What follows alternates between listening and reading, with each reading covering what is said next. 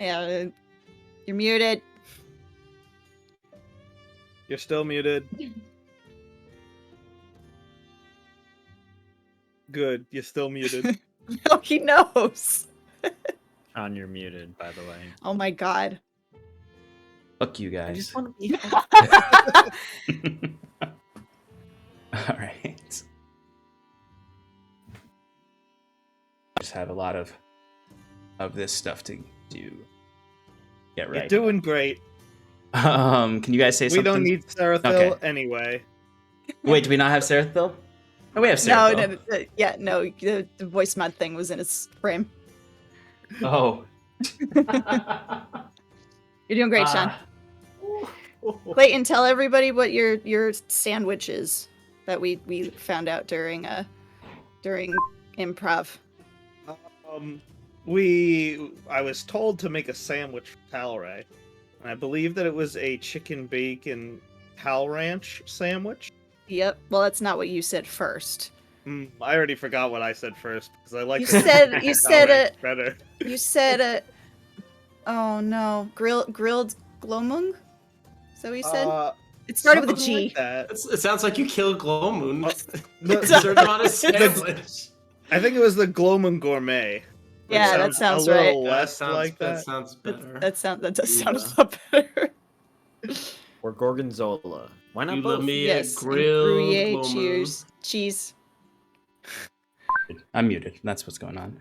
All right, I think There you're not. I I think- fine. we're Therefore, I am. finally ready to go. Awesome. Thank you for sticking through with us. Thank your techs out there, people who stream. Thank you, Tag.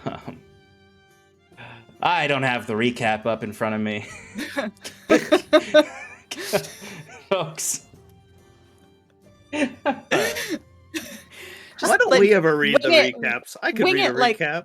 Wing it like the good old days. All right. I know I'm never going to go back to winging the recap. Because then it'll take 30 minutes. Exactly. And all this 30 minutes we just took would have just been me blabbering. All right, folks. Let's jump in. On the second afternoon of Villedglom, the wild shadow on a Vensdag. Last we met, the Wayward Five struck a deal with Ilgwyn the Hedge Cleric. They'd let him go if he brought them to the nearest Glenuvial Circle Grove. He eagerly agreed upon realizing the party did not serve Queen Ayla. The peculiar druid allowed the party to ride the giant Balefane through the forest herd trails until stopping for the evening to rest by a beautiful pond. On this journey, Scarlet contemplated the value of reaching out to Rhys, her brother. Curon encouraged her to reach out when appropriate and when safest. Later that night, she would reach Sarathil to use the Diadem Athromenos that he offered to safely speak telepathically with her brother. But before this could happen, Lou and Talray went on the hunt for food. Talray acquired some local delicacies, such as tortoiseback mushrooms and green hen lichen, for a nice woodland realm stew, or a woodland realm ramen, as one could say. Lou may have gone a bit overboard while hunting for meat. He hunted down a unicorn along with other unique creatures, much to the dismay of Curon, who stormed off in a huff at the sight of the dead sacred unicorn. Ilgwyn had to follow Curon to give him some mild advice on the ways of the world from one cleric to another, or druid in his sense, about the hedge cleric concept of the great rhythm and the way the gods and all beings apply pressure to the fates of reality, and that Lou is a god and will apply more pressure than others, and that there will be more unicorns to come. But as the party settled down for the evening, it was time for Scarlet to reach out to her brother under the guidance of Curon and Sarathil. She bore the diadem and connected with Rhys. For the first time since they lost each other, her brother spoke to her in his true voice, no longer concealing himself behind the guise of Thatcher.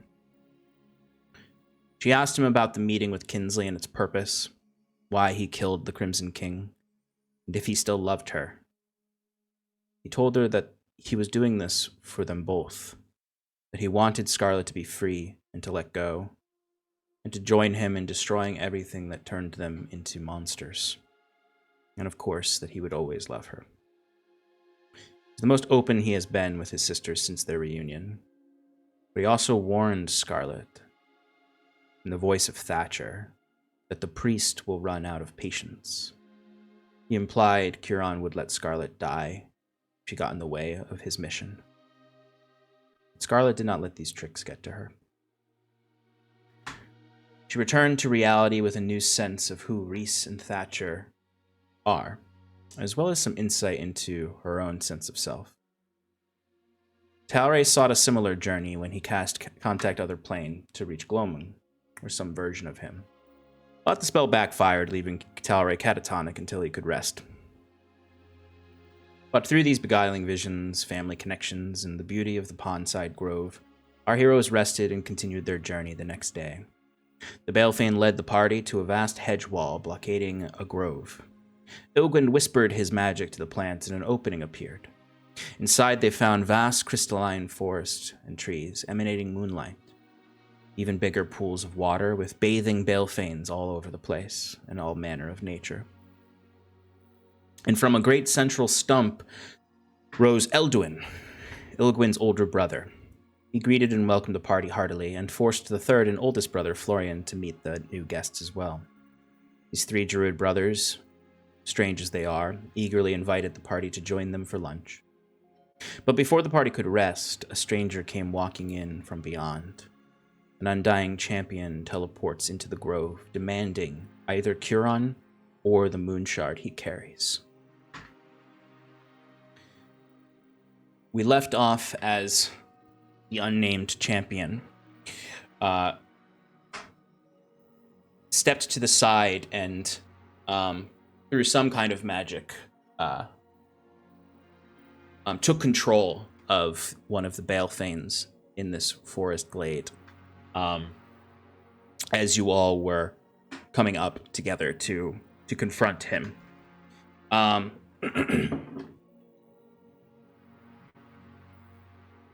There would be a moment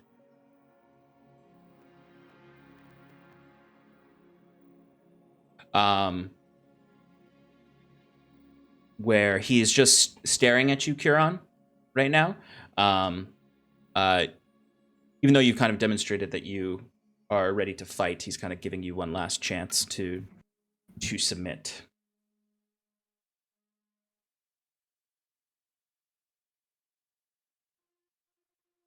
No one needs to die today. Your friends don't need to be wasted upon my scepter. Just give up the shards. Or give up Rodrin. Or give yourself up. I can't do that, unnamed champion. It is Illyvania's will that we are all free to do as we wish. I cannot give up Rodrin, for he is not mine to give. I cannot give up these shards, for they are not mine. Give. And while I would gladly give myself to protect my friends, I will not bow to her or any of those that act on her will. This is your last chance, unnamed champion, to end this with words instead of conflict, with an understanding instead of bloodshed. We will not hold back. And I will not leave empty-handed. And he would start walking towards you, and we will roll initiative. Here we go. Let's go. Oh, yes, here we go. Starting off the day right.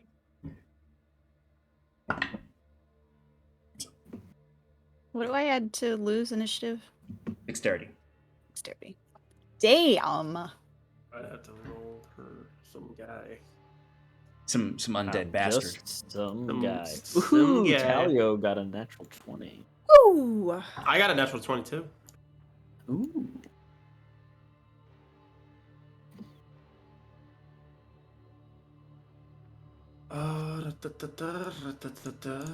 All right, 20 to 25. 21. 24. Talio got a 24 as well. And Rondrin got a 20. Oh wow. We don't All fuck right. around. Sarathil or Talray? Which one would you prefer to go first? Alright, Ken. You mean I'm Talio? Talray. Talio. Sorry, Talio. Talio. Oh goodness. I mean, I'll go first. All right, so we got Talio, Sarathil, Scarlet. Who got the 20? Is that That was Rodrin. Rodrin? Okay. All right, 15 to 19. Lou got a 16. I also got a 16. Talray. Curon got a 16. I'll go Nice. last. Okay, so I'm gonna say Tal, Ray, Lou, and then Curon. Sounds good. I like Cool. this song. Okay. Okay, what's his name? Naldo got a 6, by the way. Oh no. Noldo. She's a slow rock dude.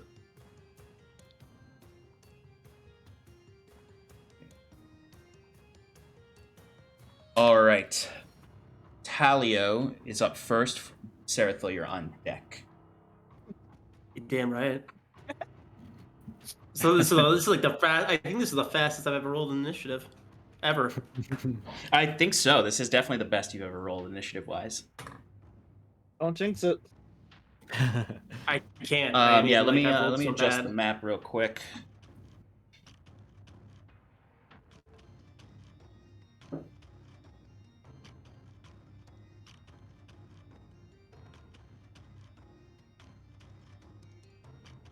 All right, so as you can see, we've got the. I can't. These headphones are gonna. It's gonna be a good old fashioned. I'm gonna be taking my headphones off when I go over here. All right, so you got the enemy champion right there. You've got the Balefane right there. Talio is right there, and Okay. Sarathil is right there. Oh, wait, the Bale. He took over the Balefane, right? Say it again.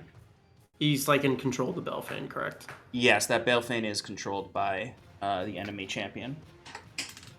All right, so scary Balefane. all right, so Talio, you're up first. Sarathil's All right. on deck. So Talio takes a look at Curon, like to confirm, and Curon just gives a little nod. So he immediately breaks. So he cuts across the party, moving his full 30 feet to get closer to that water. And he's going to use a bonus action to cast Lightning Arrow on the arrow he currently holds, and then fire it off at the dude. Go for it. Oh no. Oh no. Ooh, you hate to see What'd you that. get? What'd you get? 10 to hit. 10 does not hit. Okay. Now, let me just see. I'm trying to get the proper wording for this. Where'd it go? God.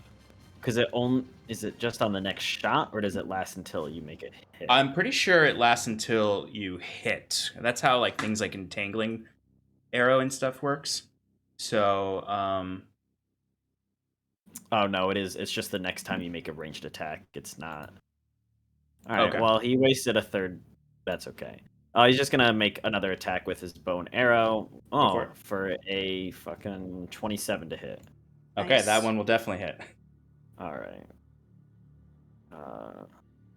He's just gonna do 5 points of piercing damage.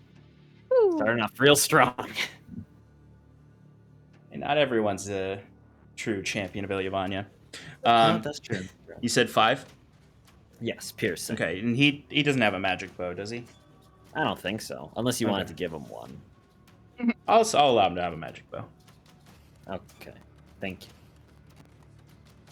All right. So, you see the arrow fires off towards the undying stranger, and when it hits him, you can see the arrow, like the damage goes through, but the arrow kind of like snaps against his chest, as there's sort of almost like the arrow did bludgeoning damage instead of piercing, just with how good his armor is, Gotcha.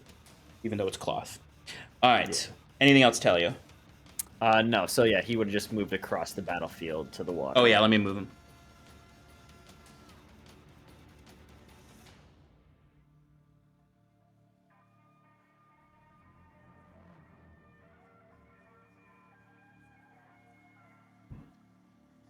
Okay. And that ends his turn. Perfect. All right. Let's see.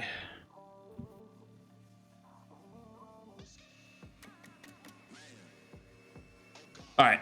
That is it for Talio. Sarathil, you're up. Scarlet, you're on deck. Two things. What is the weapon that the champion is wielding again? It is a massive scepter. So it's basically this really thick, long bludgeoning weapon that has crescent moons. Weapon. It probably deals a bit more than just bludgeoning, but it has crescent moons, kind of blades inside the actual head of the scepter, and then a moon shard is in the top. It's very large. He has to hold it with two hands, but he can hold it with one hand. That's what I'm saying, is that it's definitely, you need some strength to wield it. Yes, I would say so. Okay. Good to know. And then second, just so to ask you when it comes up, Rodrin, when his turn is up, will he be fighting in this? Yes. Or yes, Rodrin will be fighting. Okay.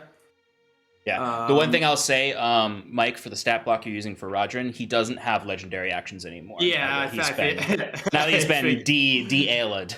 I figured as much. Okay, well then, starting off the bat right now, since the Brontosaurus and the champion are far away enough from everybody, Sarathil's gonna rock out with a nice little fireball. Yeah. Hell yeah, dude. Hell yeah. All right. That's a deck save. Yes. All right. Let's do the champion 20. first. 20 to beat. I'll cast a level 4 before you say anything. Okay. The champion does not succeed. The Balefane. Excellent. Balefane Does not succeed either. They're pretty big creatures, so they're not super dexterous. Hell yeah. He whips out a little like spark and then flings it at him and does 37 fire damage. Hell yeah. Ooh. Okay, so a few things to note here. When this hits them both, the Balefane is made of vegetation for the most part, but it's covered in moss. So you see when it hits, while the Balefane is wet like this, it does not. It's resistant to fire damage. If it's exhausted of the moisture enough, which is an HP thing, it'll become vulnerable to fire damage. But for now, it's resistant to it. And you see the just generally speaking, when you hit the champion, he doesn't see fire damage. Doesn't seem to deal full damage to him. But the Balefane, you can see like steam coming off as fire tries to catch in with the vegetation, but ultimately cannot. It is smothered, and it's also kind of covered in that thick white smoke of smothered fire. Right now, as it does kind of let out this long, almost like wail-like moan, as it does feel pain from this. Anything else, Mike? Or Sarathil?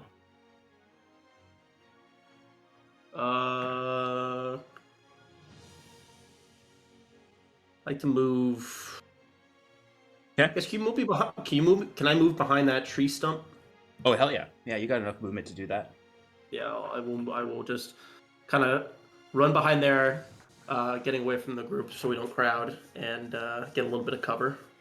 Sounds good.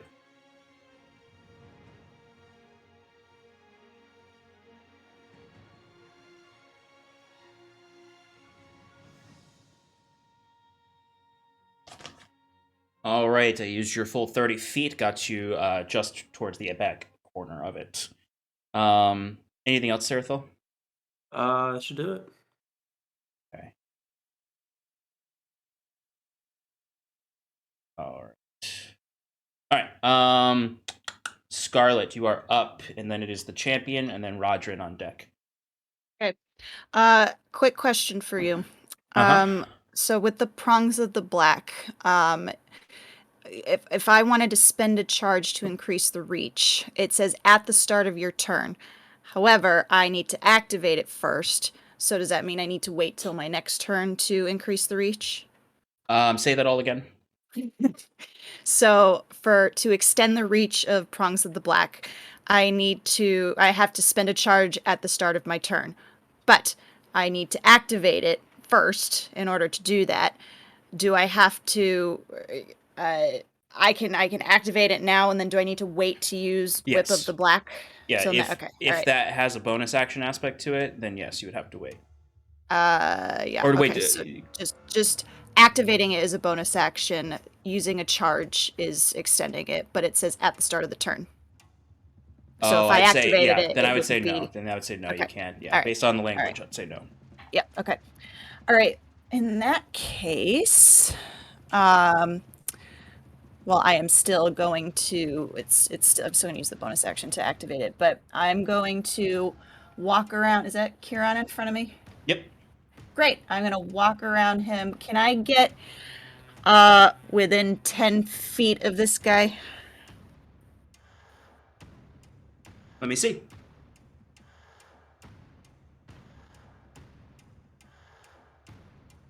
10, 15, 20, 25. You can. Well, And actually, that no. was... Wait. That's 5. Was Yeah, that you're 10 feet. 25? Yeah, and that was 25 to get there, right? 30. No, that was your full 30. That was 30. Yeah. How do you have? Right. Is 30 your maximum? Yeah. Yeah. So you're just out of range of having the 10 feet on him. Really? Well, yeah, because there's 2 squares between you and him, which makes you 15. You're not right on top of him, but you're not 10 feet away from him. I'd need to be another square closer in order to... Oh wait, no. Sorry. No, you are 10 feet away from him. Yeah, you can. Okay. You can't hit. It's like, it looks like 10 feet, but my spatial stuff is so fucked. So, all right. So, bonus action, I'm going to speak the command word, which is also its name, is Goth, and it's going to awaken the blade, and it's going to crack, crack, crack into the fiery molten below it. And for my action, this is real stupid because I don't have any more movement left, but I would like to try and hit the staff. The staff? Yeah, his staff that he's holding. Oh, you mean his scepter? Yes, the scepter. What are you? So are you trying to? Trying to damage the scepter. Okay. Because that seems to be his main source of power. All right.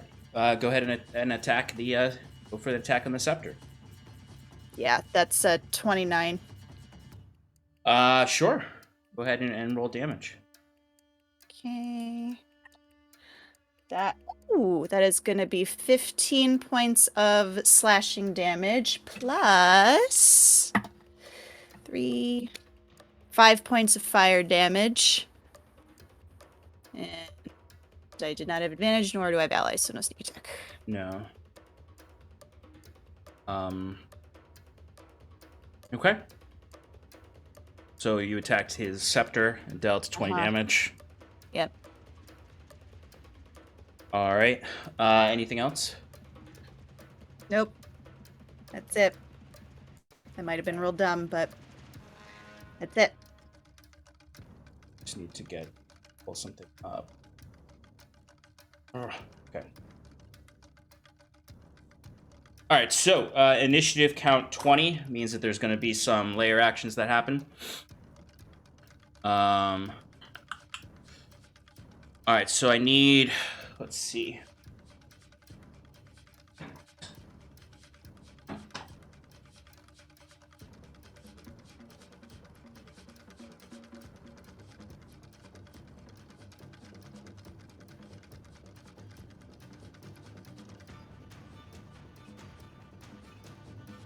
All right, so I need Scarlet, Lou, Rodrin, and Curon to all make wisdom saving throws.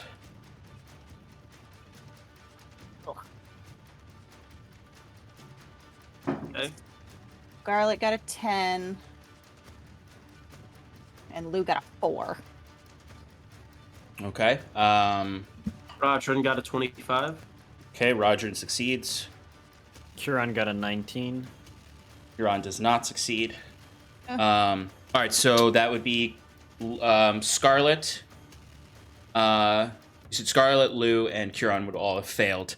You have to immediately use your reaction to attack the nearest ally to you with whatever attack that you can make. Not a spell. It's just if you're gonna hit them with your weapon is all you have to do. So Lou has to attack Rodrin. Oh no. Curon has to attack Rodrin. And Scarlet, you have to whatever ranged attack you can make. We'll roll a d4 to see which one of the three you hit. Okay. All right. Only ranged thing I have is my produce flame fire thing. Well, you're gonna throw some fire. You're gonna throw some fire at Lou. Okay. All right. All right. So Lou, Curon, go for an attack roll against Rodrin. Yeah, it's a 23. I believe that hits Rodrin. I believe so. Yes, it does hit. Okay. That's 11 points of slashing. What did you use? Just his glaive. He just uses Just, glaive. just regular glaive. Yep. Yeah. Shannon, you would be throwing your fire at Lou. Yep. Let me see what that is. Sorry. Nope, that's 12. Okay, fire zoom past his head. And then Lou can go ahead and give a claw attack on Rodrin. Just the one? Just the one. While she's rolling that, visually what this looks like, you see that the champion holds up the scepter, and you can see the crescent moons on it all glow with that green ghoulish light that he was summoned by. And you can see coming up from the ground, you see several what looks like spirits, Elysian ghosts, come out of the soil and leech into you, compelling you to attack your allies. Only for that one attack. You are not possessed right now. You immediately come back from it, as he has used Souls of the Court. Lou got a 24. All right, that will hit Rodrin. Okay, that's gonna be 19 points of slashing damage. Okay, 19 points slashing to Rodrin. Oh, are you All keeping Rodrin's health? No, I wasn't. Are you? Oh, okay. Yeah, yes, I am. Okay, good. the way you were saying it sounded like you were. No. All right, so as these spectral ghosts wither away and disappear back into the soil, you can see it is now the Undying Stranger's turn. He's going to look right at Scarlet and step up to her. Yep. And go for his attacks on her. All right, so first I'm attack not raging.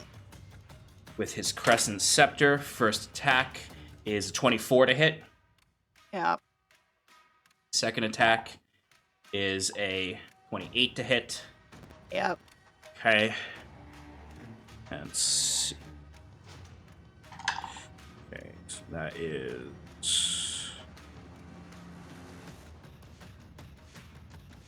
1.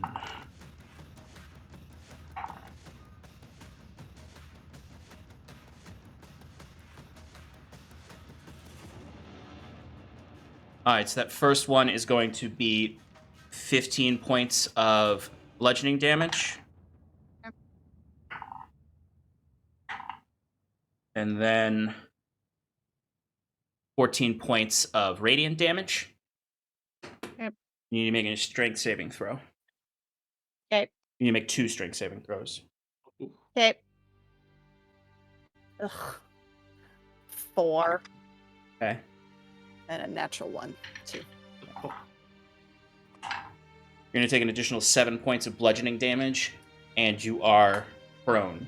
As you see, he comes up, and it's just sort of like that heavy kind of hucking it up and letting the gravity bring it down, and it just smashes into your chest once, and then it comes back up, smashing up back into you, taking you off your feet, and then you collapse down to the ground as the air has been knocked out of your lungs.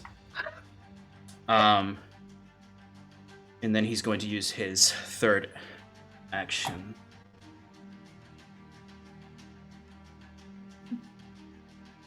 Scarlet, you just give me a wisdom saving throw as he's going to cast a spell on you. Okay. It's cocked. Back. 11. All right, he is going to Is it mind stuff? No, it's not. Okay. It's an enchantment spell, but it's not a divination spell. Okay. He is just going to say, "Hold," and he's cast command on you, and you cannot move, and you can take no actions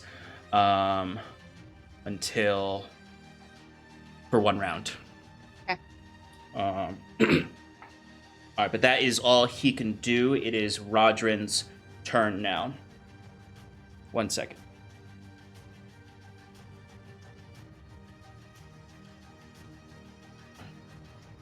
All right, it's Rodrin's turn with Talray on deck.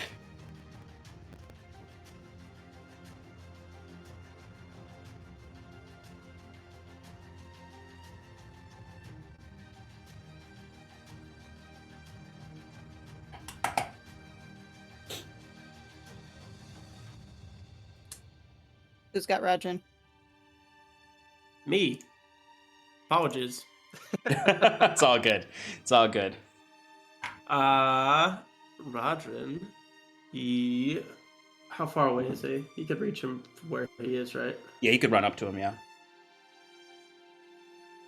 He couldn't get flanking with Scarlet. No, he's just... But he can get up to attack. Have him charge into the fray. He's a military man. Hell yeah. He's gonna charge into the fray, taking out his moon sword, Mm-hmm. and unsheathing it and charging forward. And he's gonna make 2 moon sword swipes at him. Let's see it.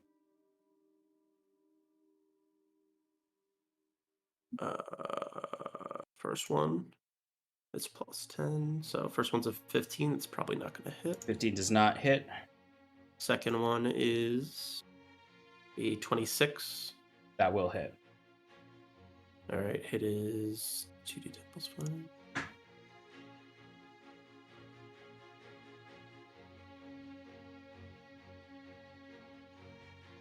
21 points of radiant damage, piercing damage, plus 7 How much was points it again? 21 points of piercing damage plus 7 points of radiant damage. Okay, he is resistant to radiant.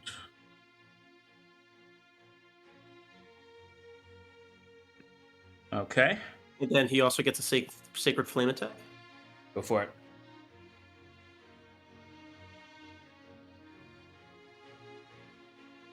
And that is a 15.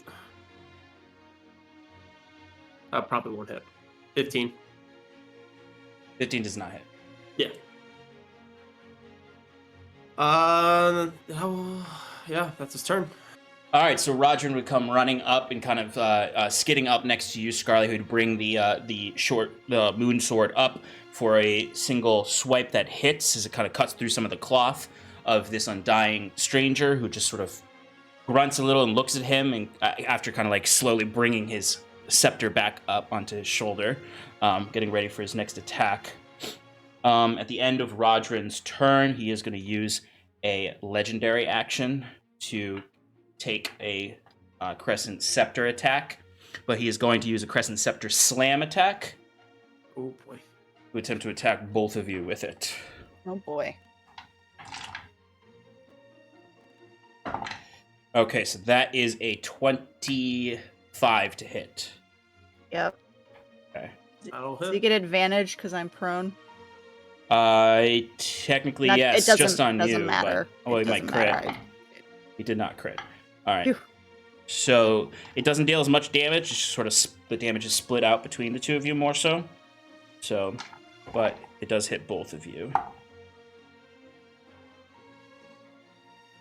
All right, so you both take 17 points of piercing damage, or I'm sorry, bludgeoning damage, and then 13 points of radiant damage as he brings that scepter just a arcing swipe across in front of him, bashing into both of you with that one aggressive swipe down for his legendary action.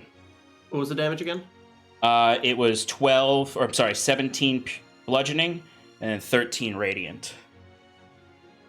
Okay. All right. Talray, you are up. Talray's up. Lou's on deck. All right. Seeing that he has a big staff, Talray is gonna attempt to cast silence on the area, trying to avoid hitting his friends in the same zone, but like trying to get basically both of the enemies in a aura of silence. Okay, what's the range? What's the radius on silence or block on silence? 20-foot radius sphere. And I have 120-foot distance. So I'm kind of just centralizing it near the what is it, a Balthane?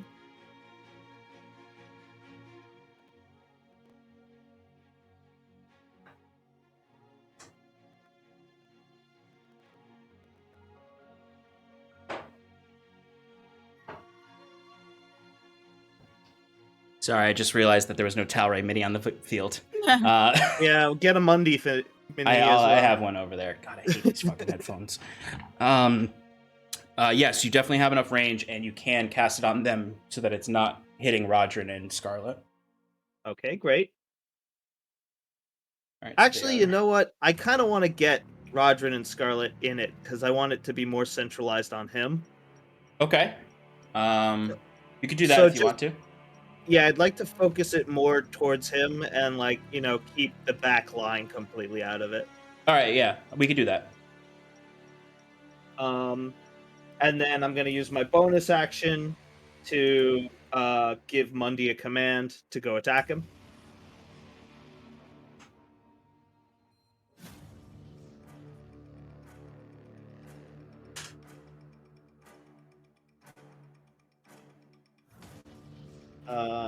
Sorry, it's been a little bit. I'm sorry, whatever you just said, I did not hear. I said, sorry, it's been a little bit. I'm rolling for Mundi.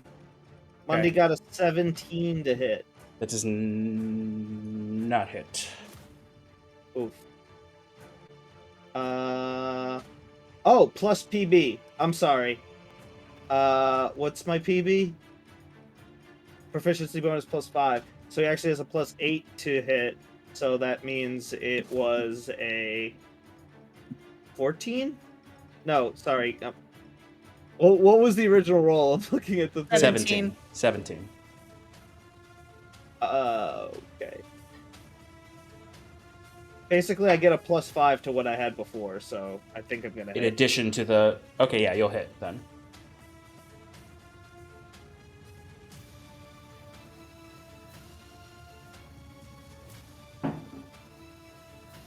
Okay, damage is 1d6 plus 5. Lou is on deck. Rolled a 2, so Kieran's that's after that. 7 piercing radiant damage. Okay, that is halved because he resistant. Okay. Mundi is in the silent circle, and I'm going to use the rest of my movement to get up on... I mean, my movement, if I can, to try and get on one of those pillars. Oh yeah, you can, I'd say, get to that closest pillar to you and get up on top of it. Cool. Alright. That's my turn. Alright, I'm gonna go move you. Then we'll get Lou's turn.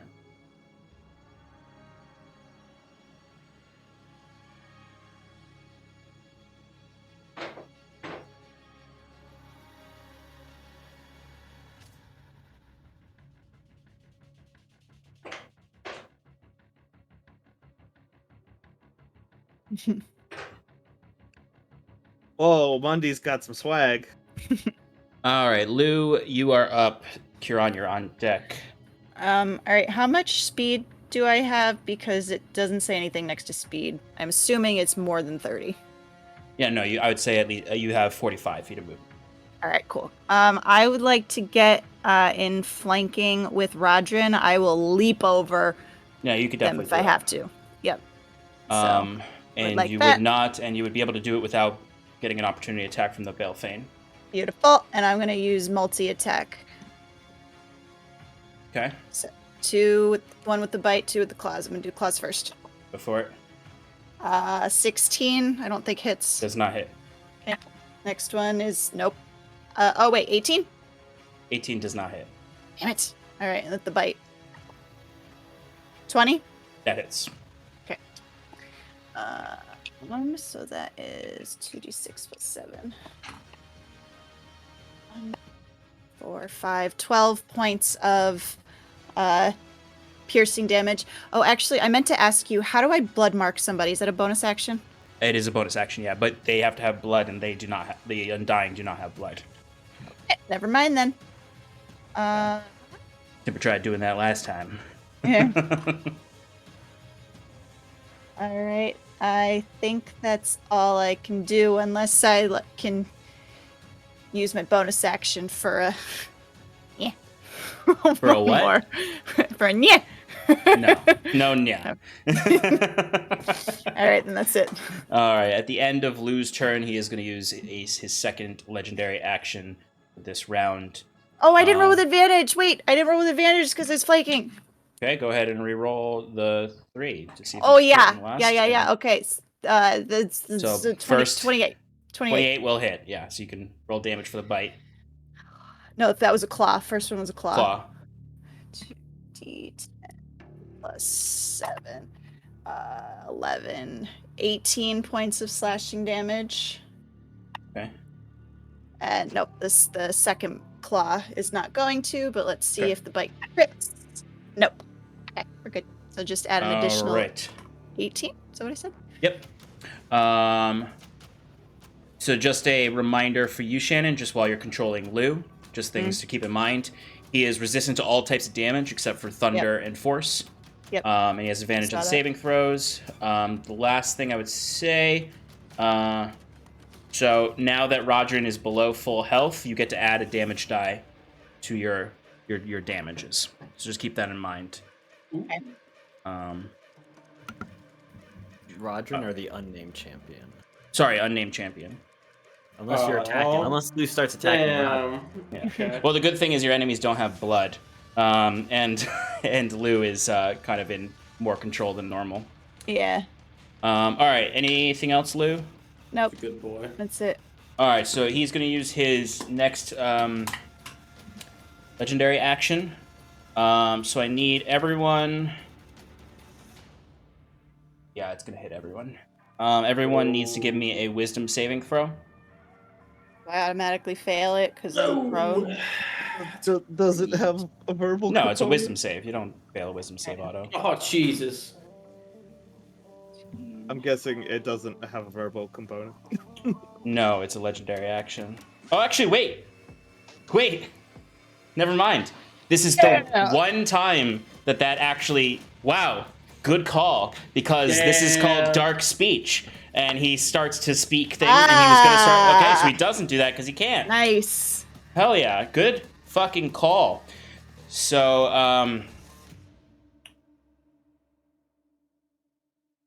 right. So then he's just gonna use his normal. He's just gonna attack someone then. He's trying to speak darkly. He's just gonna go for an attack on.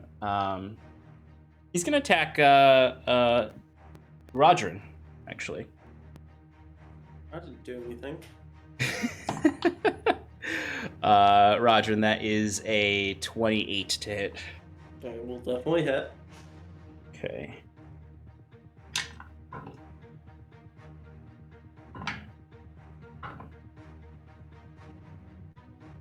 Uh, 19 bludgeoning. That is considered magical bludgeoning. Yeah, I figured. And then 23 radiant damage as he just brings up a major stomp down on you with this. Also, give me a strength saving throw. Okay. So, a strength saving throw. Yep. He has. Oh wait, no, he doesn't get one for that. I need to do 20. Kieran, you're up next. 22.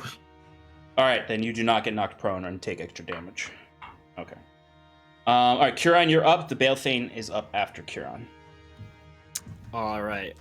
Kieran is going to walk, so he is within the best of his ability, 30 feet of all his allies, and he's going to channel some divinity. All right, let me just check to make sure. Sanctuary. Let me make sure you can do that. He would prioritize.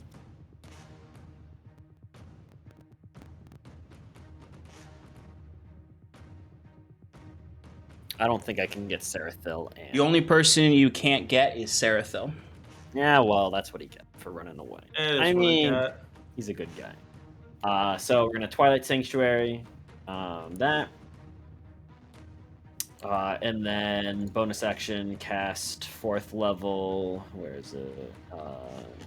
Spiritual weapon. Gonna cast it. I guess we'll put it behind him. Okay. Our unnamed champion, and make an attack. Go for it. So that's a 28 to hit. That'll hit. Doing 16 points of force damage. Okay, nice. All right, so the weapon comes twirling in and then brings its blade right through. It almost ethereally moves through him as if cutting into his spirit as it goes across. Anything else? And then I get my temp HP and I'm done. Excellent. All right. We are going to go to the Balefane's turn, and then Naldo is up, and then we'll be back at the top of the order with Talio. All right, so the Balefane is going to look around. Going to look at you, Kieran. And it's going to use its suppress magic feature. What? Yep.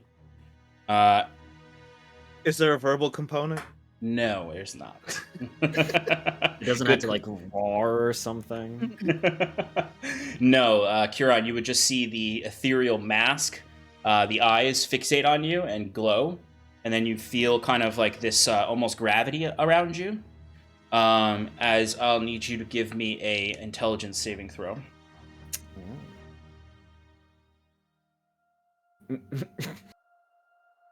2.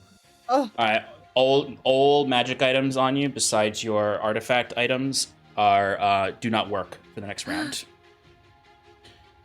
So, would that include like +2 plate? Like, I understand like the effect of it, but do I still get the +2?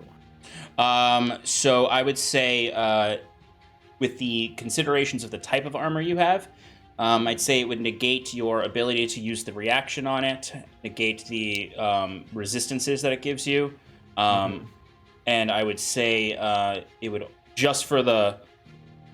I would say no. It doesn't. It doesn't negate the +2. It just negates all the resistances and any other features that your items do. But any kind of like pluses, I'm going to say stay. Okay, so in that case, the bag of holding. What happens with that? oh no. You want to get rid of all my magic items, man. I'm gonna ask you the hard questions. Shit! I did not shunted think out to myself about how life would work this way. Everything just explodes. I'm gonna, out dude. I'm gonna hold to what I just said. God. Your bag of holding pukes all its guts out all across the battlefield. Oh no. And final question. I have an Stone of Fortitude. Is that gonna negate? Is that that won't work for the next round. Okay. So. Okay.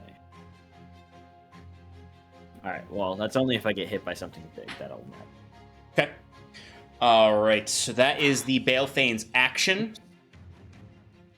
It cannot do any of its other moves because that took up its whole action, and cannot be used again until it recharges. So the Balefane is just going to aggressively just like stomp down on the ground, but no noise comes out of the stomp because it's silenced in that area. Okay, at the end of the Balefane's turn, actually no, he's not going to use his third legendary action yet. Noldo, you are up. Okay, Noldo's gonna cast a spell. He reaches out his hand and summons a pile of like dirty water, and you can see that it like looks like mud, but then it suddenly like gets a little bit like yellowisher, and like it kind of like has steaming to it, and he grabs it in one hand and just chucks it at him for an acid arrow. Hell yeah. He's gotta make a ranged spell attack. Go for it. I hope this hits.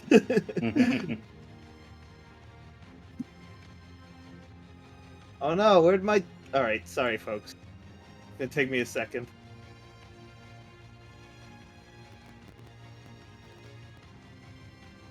All good. Talio is on deck after this, and then Sarathil.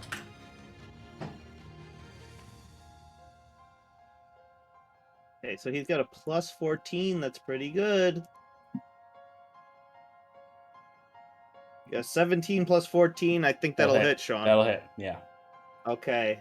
So he takes 4d4 acid damage immediately and 2d4 acid damage at the end of its next turn. Okay. So I'll remember that for now, but for this exact instance, we roll 4d4 and we got 14. That's 3 4s and a 2. Nice. Acid damage. All right. He is not resistant to acids. That takes its full damage on him. Okay. And then I'm gonna have him I'm gonna have well, Curon, that ability that happened to Curon disabled magic items. So he seems kind of scared of that. So he kind of is just gonna like hide behind that big old stump. Okay, that works. All right, 1 second.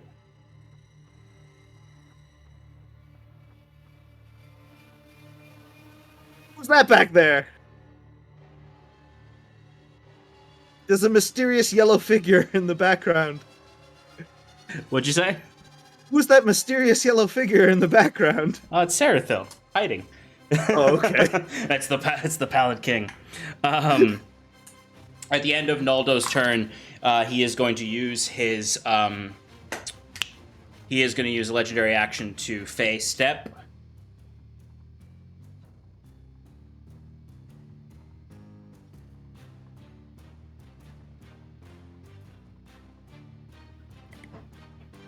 And he's going to Fey Step right up to Curon. Hello. Talio, you're up. Sarathil, you're on deck. All right, Talio is going to move a little further south, towards that big pillar. Okay. And then he's going to Hunter's Mark, the Undying Champion. Perfect. And then he's gonna make 2 attack rolls. Go for it.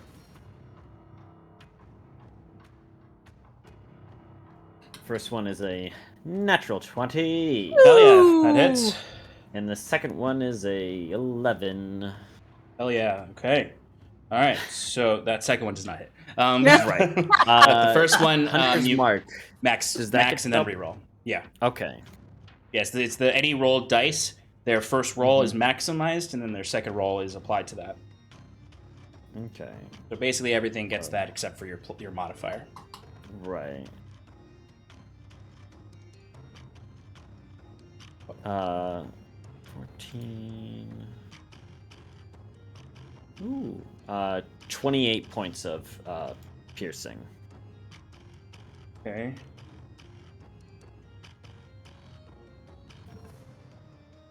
Hell yeah. And that's everything? That Yes. damage? Okay. Yep. Anything else from Talia? Just the movement, and then he's gonna be getting what was it? Temp HP. 2 plus Okay. 16 temp HP to Talia.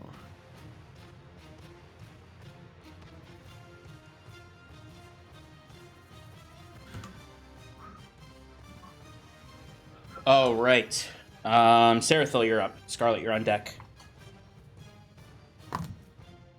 How far away would you say the warrior is? From you? Yeah.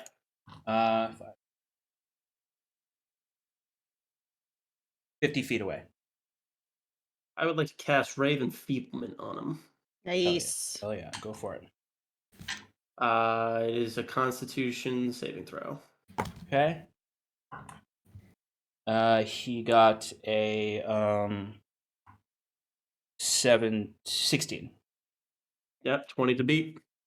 All right. What does that do? This black beam of energy just roars out of Sarathil's mouth, and it just strikes him. And on hit, the target deals only half damage with weapon attacks that use strength until the spell ends. All right. He's enfeebled. You feeble little All right. So man. that means that his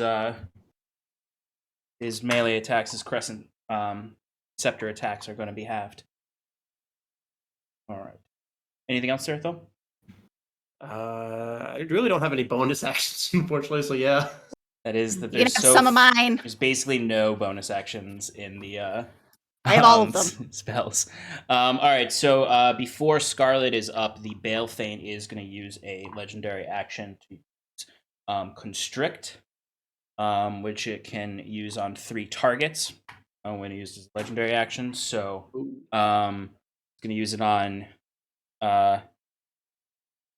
Scarlet, Rodrin, and Blue. These are attack rolls. All right, so Rodrin, that's a 28. Scarlet, that's a 26. Meh. And then Lou, it's a 26 also. Yep. What was it for Roderick? 20. It was like 27, I think. Oh, well, yeah. That's All right, so you're going to take damage. Let's see. All right, so you're all going to take 14 points of bludgeoning damage as you see, like, basically these vines come off of the Balefane and wrap around each of you. I need you all to give me dexterity, or I'm sorry, not dexterity, strength saving throws. Sure. 19 for Scarlet. Okay, Scarlet, you make the save. 14. And 17 for... Nope. 19 for Lou. Lou got a 19 also? Yep. All right, Lou makes the save. And then... Oh, hold on a minute. Roderick has advantage on the saving throw, correct? Yes. Or wait, no, because it's not magical. It's just an attack. It's not magical? No, it's just literally just vines attacking him. Oh, okay. Well, then he failed.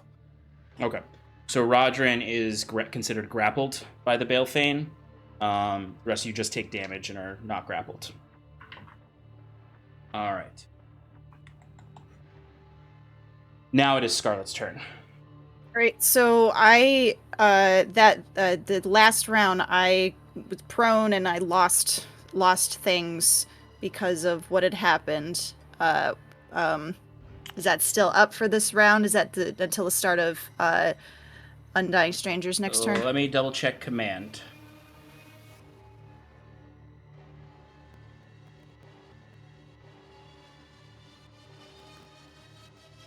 Let's see. The spell is no, blah, blah, if it doesn't understand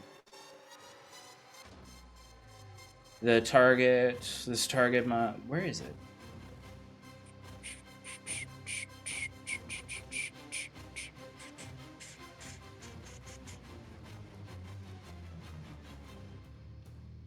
Oh, okay, so Shannon, basically you follow the command on your turn.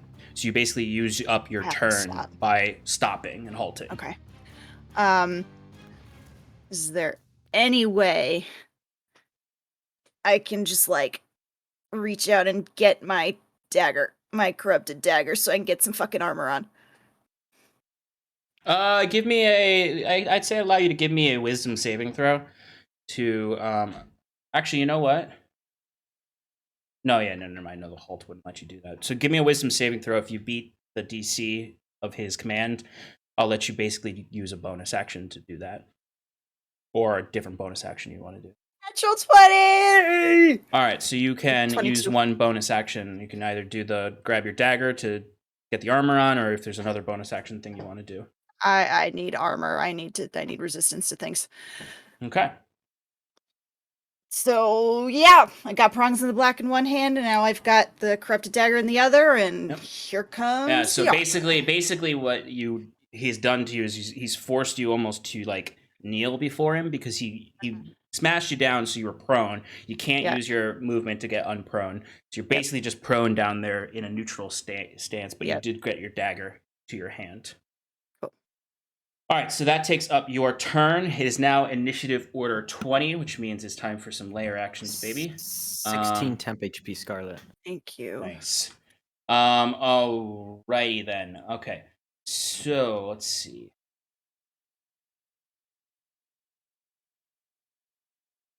All right, so let's see. You hear? Why does this?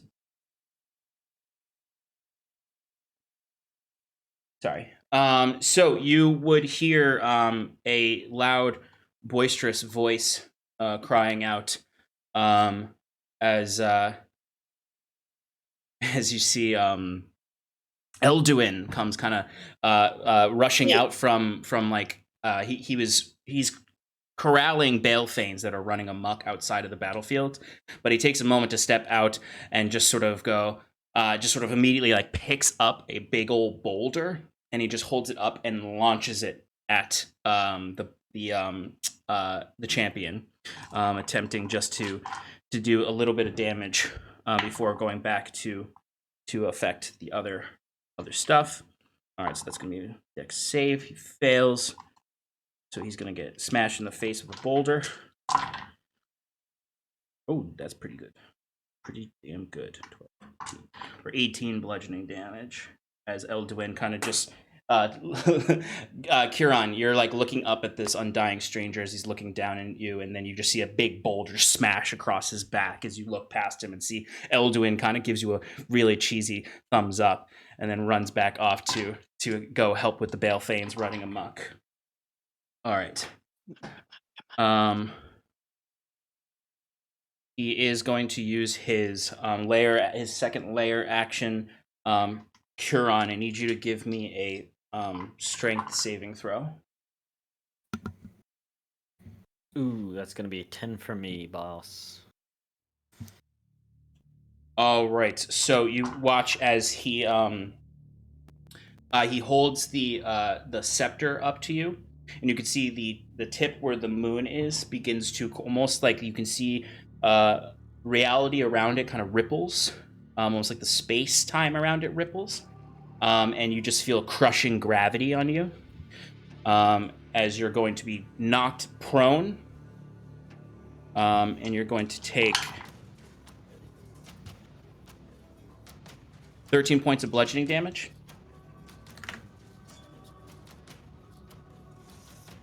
And you, at least until on your turn, you can basically make another strength save to break free of the gravity hold on you. Okay. All right. It is Varys. It's a guy's turn. It's it's the Undying Stranger's turn. You're right, Kieran. I know.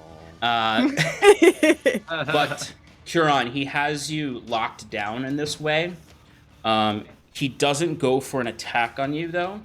He uses an action as you're kind of knocked down to your knees, staff in hand. He steps on your wrist and then hits the hammer into the top of the staff, into the moon, and you can see the gravity well starts to almost like you see like little sparks of moonlight coming off as all you can guess he's doing is trying to extract the moon shard from your staff.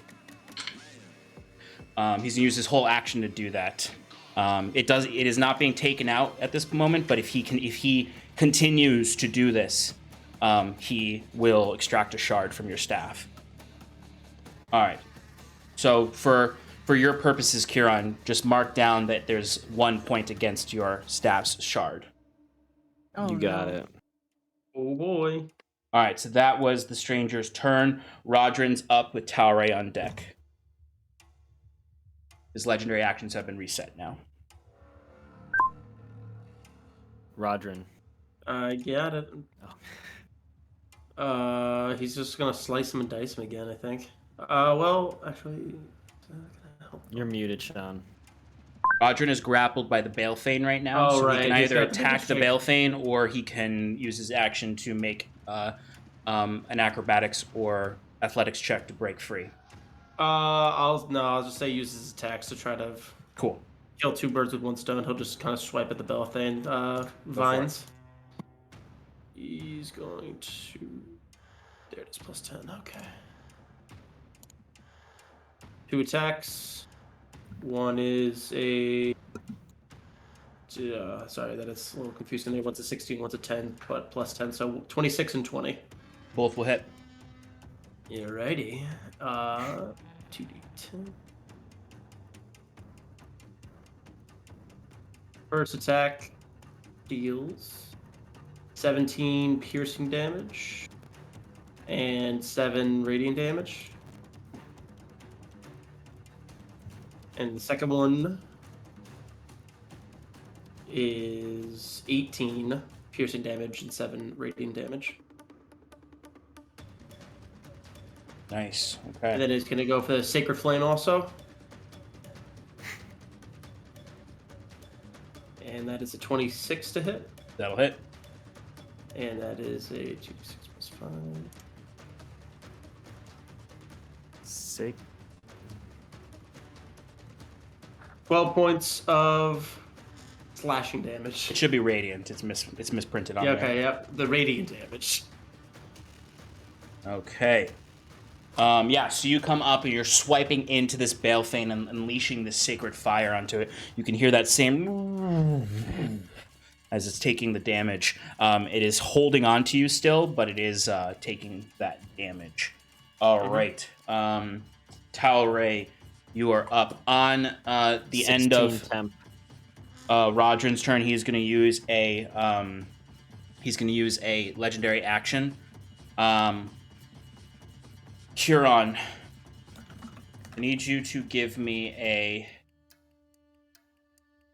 wisdom saving throw.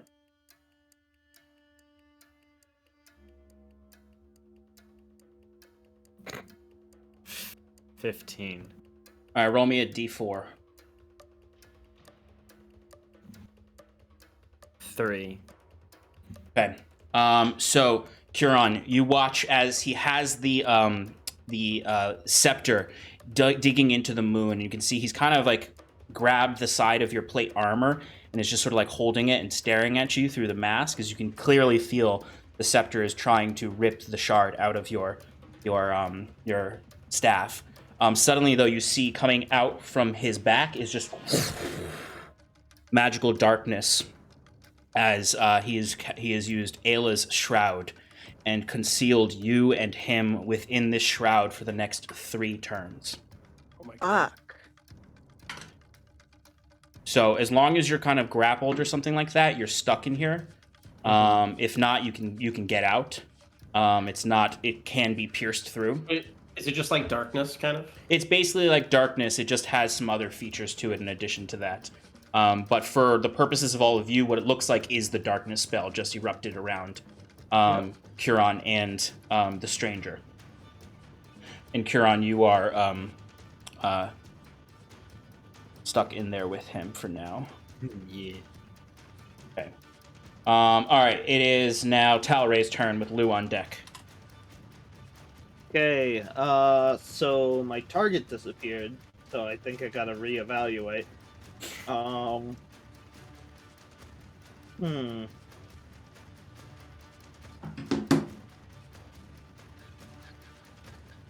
I guess I'm gonna turn my sights on the Balefane. Okay. And I'm gonna take a few shots. Go for it. First one's gonna be with Sharpshooter. So that's 22 to hit. That'll hit. Alright. Gonna be 24 necrotic damage. Nice. And attack number 2. Go for it. So that's gonna be an 11. To hit, that'll miss. Okay, so missed that. Or I guess it's such a big creature, it's more so like your bullet cascades off of some of the thick wooden and moss hide. Sure. And then I'm gonna use bonus action to attack with Mundi. Go for it. You know what? Mundi is... Oh, we lost the battle cam there. Yeah, something happened to it. That it's Cox internet that is ruining my life right now. Well, You heard it here stream first, did Cox. No sponsorships. I'm just trying to check if... Okay, Drake's Breath is an act, but no good there. We're just attacking.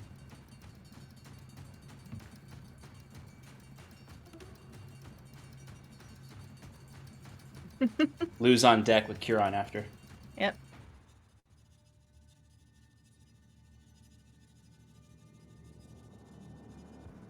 Alright, 23. That'll hit. Okay.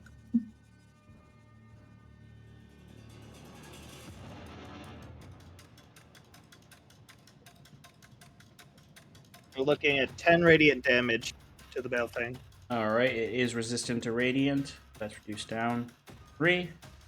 That is at 91 points of damage dealt to it, so the Balefane is no longer resistant to fire damage. Nice. Okay. Oh yeah. Is there any chance I could fly over to the other pillar? What's your movement speed? I believe it's 30 feet, maybe 40 feet. Yeah, it's 30. Yeah, so you can't quite get to that pillar, but you can get to be hovering like 10 feet away from it. Okay, let's do that then. Okay. It's my instinct to shoot and then dash.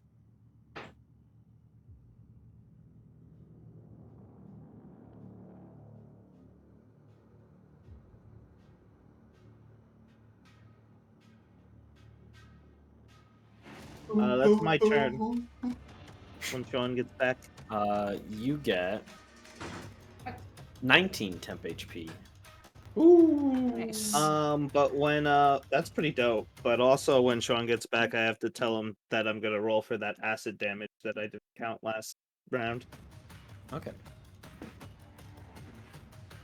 Because I don't know. The mysterious guy took his turn, right?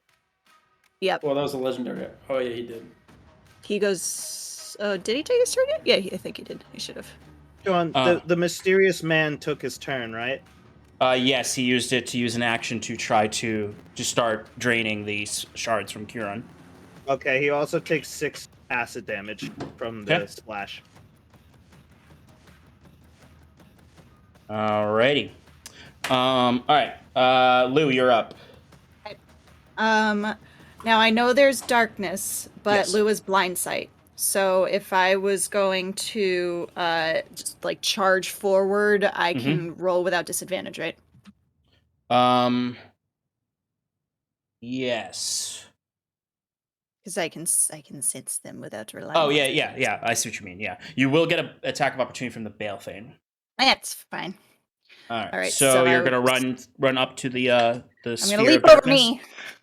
Okay. Yep, leap over Scarlet. Balefane, that is 16 to hit. Nope. All right, so you do not get hit by the vines that reach out towards you. But I will say, as Lou is rushing forward, bringing that strike down, you land on the shadow, and Oh, you fuck. physically Really? you physically can't get inside of it. Oh. Why? Things can leave it, but things can't enter it. Well, then the Oh god.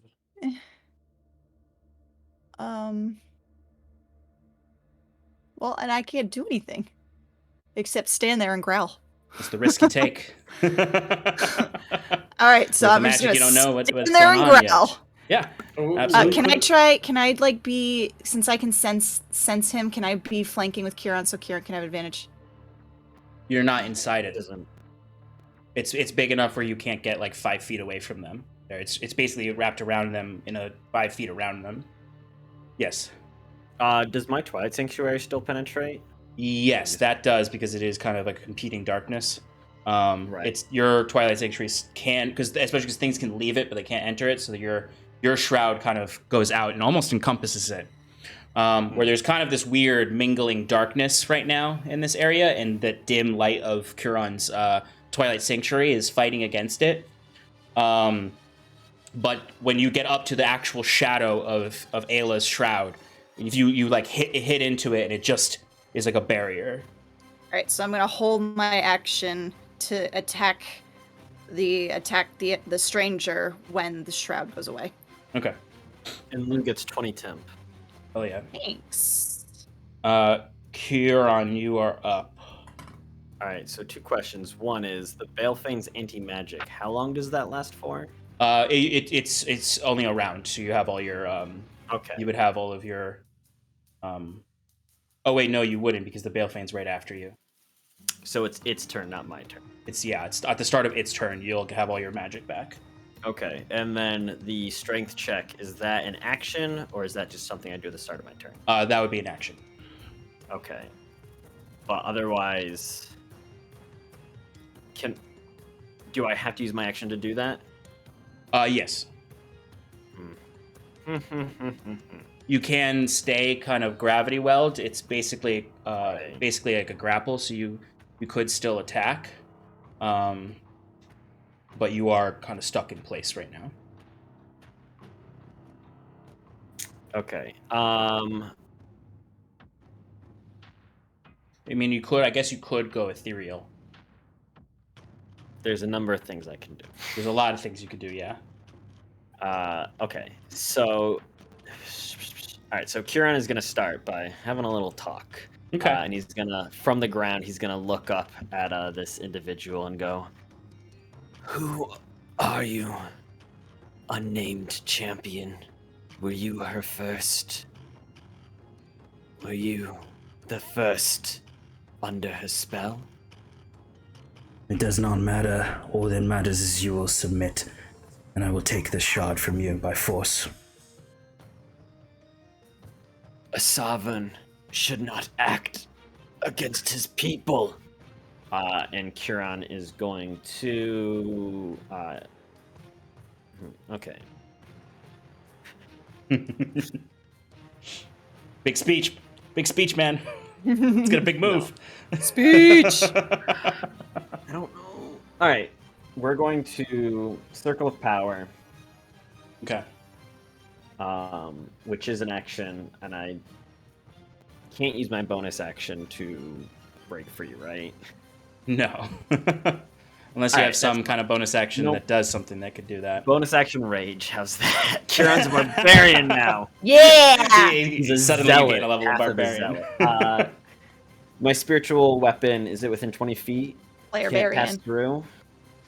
Your spiritual weapon is not within 20 feet of you. It's over where he was originally. It's next to the Balefane. Okay. Would it be able to pass through anyways? Uncertain, given its incorporeal state. All right, it's going to try. It's going to Okay. move It can 20 help. feet. It can move 20 towards feet? me. Okay. Yes.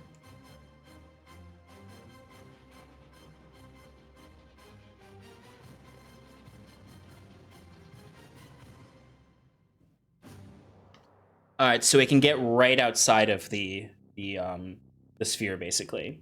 The sphere is like 5 feet around each of you, so it's right outside of it right now. Okay, so, comes spinning in and, tries to beat against the outside of it. I don't know if that's actually a thing it can do. I would allow that, just for you to test if it can actually pierce through it. Yeah. And it can. Yeah. Alright. It It's a seems like 28 to hit. magic can penetrate this, but Okay. non-magic can't. So I am trying to directly attack this bubble to see if I can take it down. Oh, interesting. Is that- Okay. What was your attack roll? 28 to hit? I'll say, yeah, I'm going to allow that. So go ahead and give me damage for that. I like this. I like that it has a It's 19 points of force damage. 19 points of force. Okay, you can see, and Scarlet, I'm sorry, not Scarlet, Lou, and anyone looking over here can see Huron's weapon goes, and it does cut through it. For a moment, you can see through it, and see this champion has Huron kind of down on the ground with this gravity well. As you can see, he's draining energy from Huron's staff. But just as you see it, it stitches back together. But it does seem to have hit the shell. And I'm going to say the way I'm going to play this is kind of like the damage you deal affects it. Like you deal enough damage and it will not last for another turn. That kind of thing, where you deal a certain amount of damage to it and its turns will end early. Cool. All right, that ends Kieran's turn. He gets some temp HP. Okay. That brings us to the Balefane. Before the Balefane goes, though, it's going to use a legendary action at the end of Huron's turn. As you can see, it's like the last bit of moisture in its body seems to leave it and go up into the air and form into clouds that fill up a 60-foot radius around it. And it starts to rain in that area. And that rain does heal the Balefane. And just gets the rest of you wet. See steam coming off of Scarlet. The Balefane is healed for 22 HP, and it does have its resistance back with this water. Boo. Just imagining a Scarlet poster that says "I hate Mondays." So All right, so that was the Balefane's legendary action. On its turn, it's going to use its... let me roll to see if it gets suppressed magic back. Huron, you get all your magic back. Fantastic. It does not get its suppressed magic feature back. But it is going to, once again, use its constrict attack on those around it. So that would be Rodrin, Scarlet, and Mundy, who could get targeted with that because Blue is not supposed to be there. All right. So Scarlet, that is a 26. Yep. Rodrin, that's a 27. Mundy, that's a 25. That'll hit. Alrighty then. That is going to be 16 points of bludgeoning damage, and everyone needs to give me a strength saving throw. Is it to be knocked prone? Because I'm already prone. Nope, this is to be grappled by the vines. Got it. Oh, you were grappled? You're prone, that's right. Let me roll that with advantage. Did not get a crit. What'd you say? Strength? 12. 12, that you are grappled by the Balefane. Motherfucker. Would you Um, really be? Botched this one. 12 did not beat the strength save. So I'm guessing a 6 won't beat the strength save No, either. Mundy is constricted by the Balefane. What did Rodrin get? 12. 12, yeah, Rodrin. You, all three of you are constricted. You are considered restrained by the Balefane. You can use an action on your next turn to try to break free of it. All right, that's the Balefane's turn. Noldo is up. Okay, my man. What are we gonna do this time? Let's go. He's gonna try something that might be dumb, but hey, he's a rockhead. What is he know? Gonna cast Shatter on the entire mist, shadowy ball over there. Nice. All right. The range is 60 feet. The Okay. distance is a 10-foot radius sphere. Okay. So I'm going to avoid hitting Scarlet, I guess, because she's right next to it. Well, Lou is right next to it, but Sorry, yeah. I mean, he's right on top of Curon, so you're not gonna be able to miss Curon really. That's what I figured. Yeah. He's doing it. But you to can try avoid and Lou, though. You break- can avoid Lou. All right. So what kind of saving throw is it? It is a Constitution saving throw. Okay. I believe that a creature made of inorganic materials such as stone, crystal, metal has disadvantage on the saving throw. A non-magical object that isn't being worn or carried also takes damage if it's in the spell's area. All right. He got a dirty 20. Okay, what about the orb around him? That's just gonna take damage. It doesn't have any kind of con to. It's just gonna take whatever the damage is. Okay, what As an did you inanimate get, object. Kieran? I'm sorry. Con saving throw. Yes.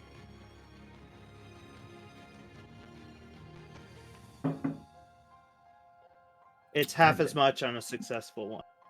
All right. That's 11, so I do not. Wait. Oh wait, you I have said- advantage because it's magical. Yep. Yep. You said Forgot about he got a dirty 20? Yeah, I got a dirty 20. Oh, Kieran. That still might wasn't not do best. it. What's Wiswick's spell modifier? I forget.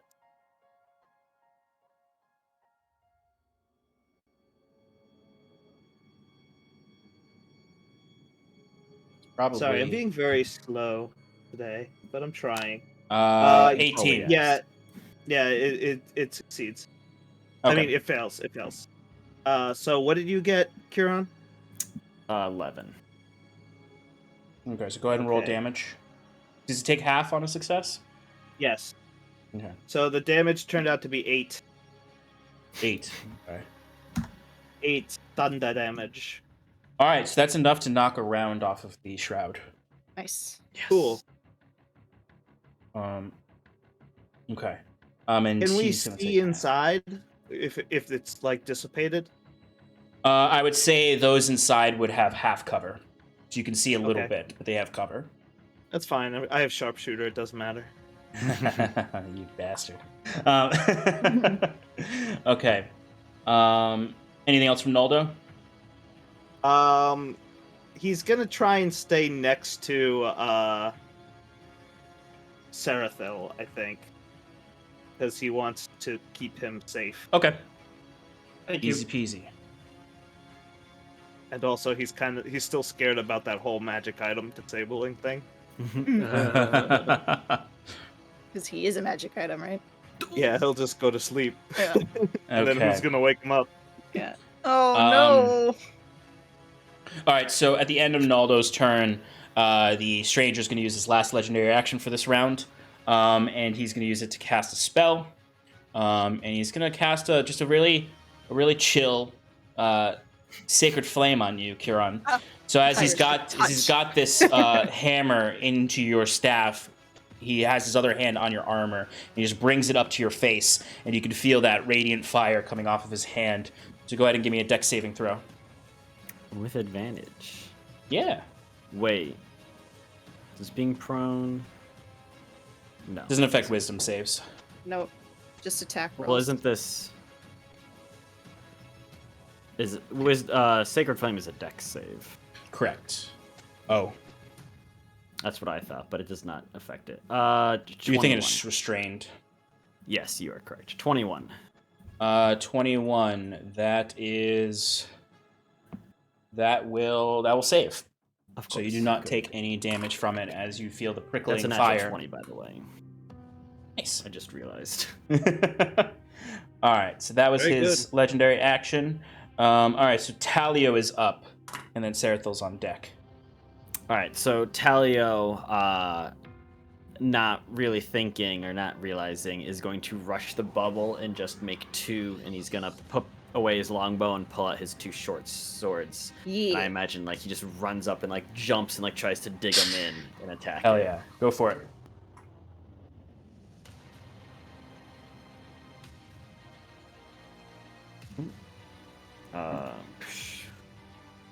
That's a 14 to hit and then a 27 to hit. The 27 hits, the 14 doesn't. All right. Are his swords magical?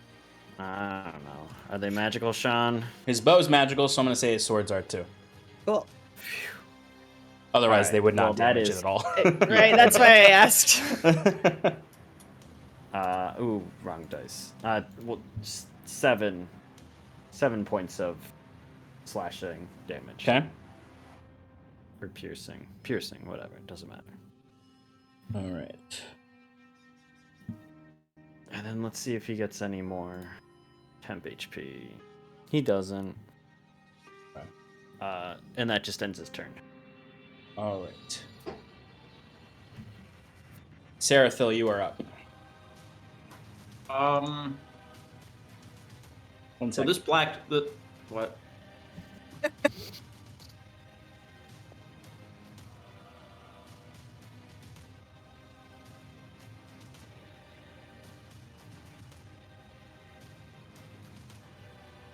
Just want to update the battle map.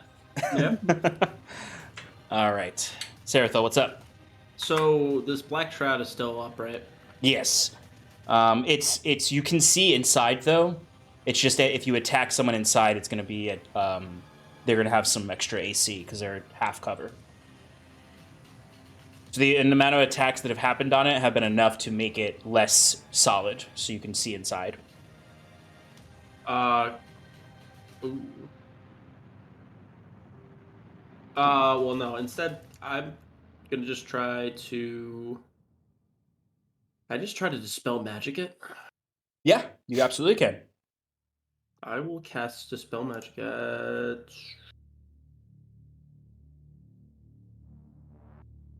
We'll just do it regular, 3rd level. See what happens with rolls. 3rd level. Okay, go ahead and roll me the roll me an intelligence roll. Come on, Sarathil. Just an intelligence roll, right? Yeah, when you're trying to breach something stronger than the level that you cast it at. 13. The spell does not work in that sense. You can see like the magic like ripples through it. Your necrotic magic does Wait. seem to. Go ahead. Wait. Okay. Okay. Can I use knowledge from the past to reroll that? Yeah, absolutely. Yes. Okay, here we go. Is that like your wizard lucky? Yes, It's- it's lucky. 17? Ooh! That'll do it. Yeah! Nice. Yeah, As- you always get lucky, Shannon. Yeet. As you can see now, all of you see this. It all bursts out and vanishes into the air. As you can see, this stranger has his hand on Curon's face, squeezing it. As you can see, radiant fire underneath. It's not hurting Curon, but it's not comfortable. As the Does that mean- entire It's not coming. Does that mean Loon can see him now? shit, it does, because you did hold your I attack. did. I held my multi-attack. Yeah, so you could also see he's got this scepter in Curon's glaive. Essentially, the moon is fused with the moonstone at the top of his scepter. But Lou can absolutely go for an attack now. Yeah. Am I flanking with anybody? Does Lou have reach? I think he does. Because you're technically not right in melee range. Yeah, with claw, yeah. So you can attack with your Just with claws, claw. but only your claws. Not fight. Yeah. Yep. All right. Oh, boo. I'm not flanking with anybody, right? No, because you're not in. Right. No. You would be flanking. You're flanking with Curon. Oh, thank God. All right, Flanking cool. with So Curon. advantage. I don't think a 16 hits, right? No, it does not. Okay. And there we go. 29. That'll hit. Okay. Get wrecked. Oh, ew. I rolled 2 1s. So 9 points of slashing damage. Okay.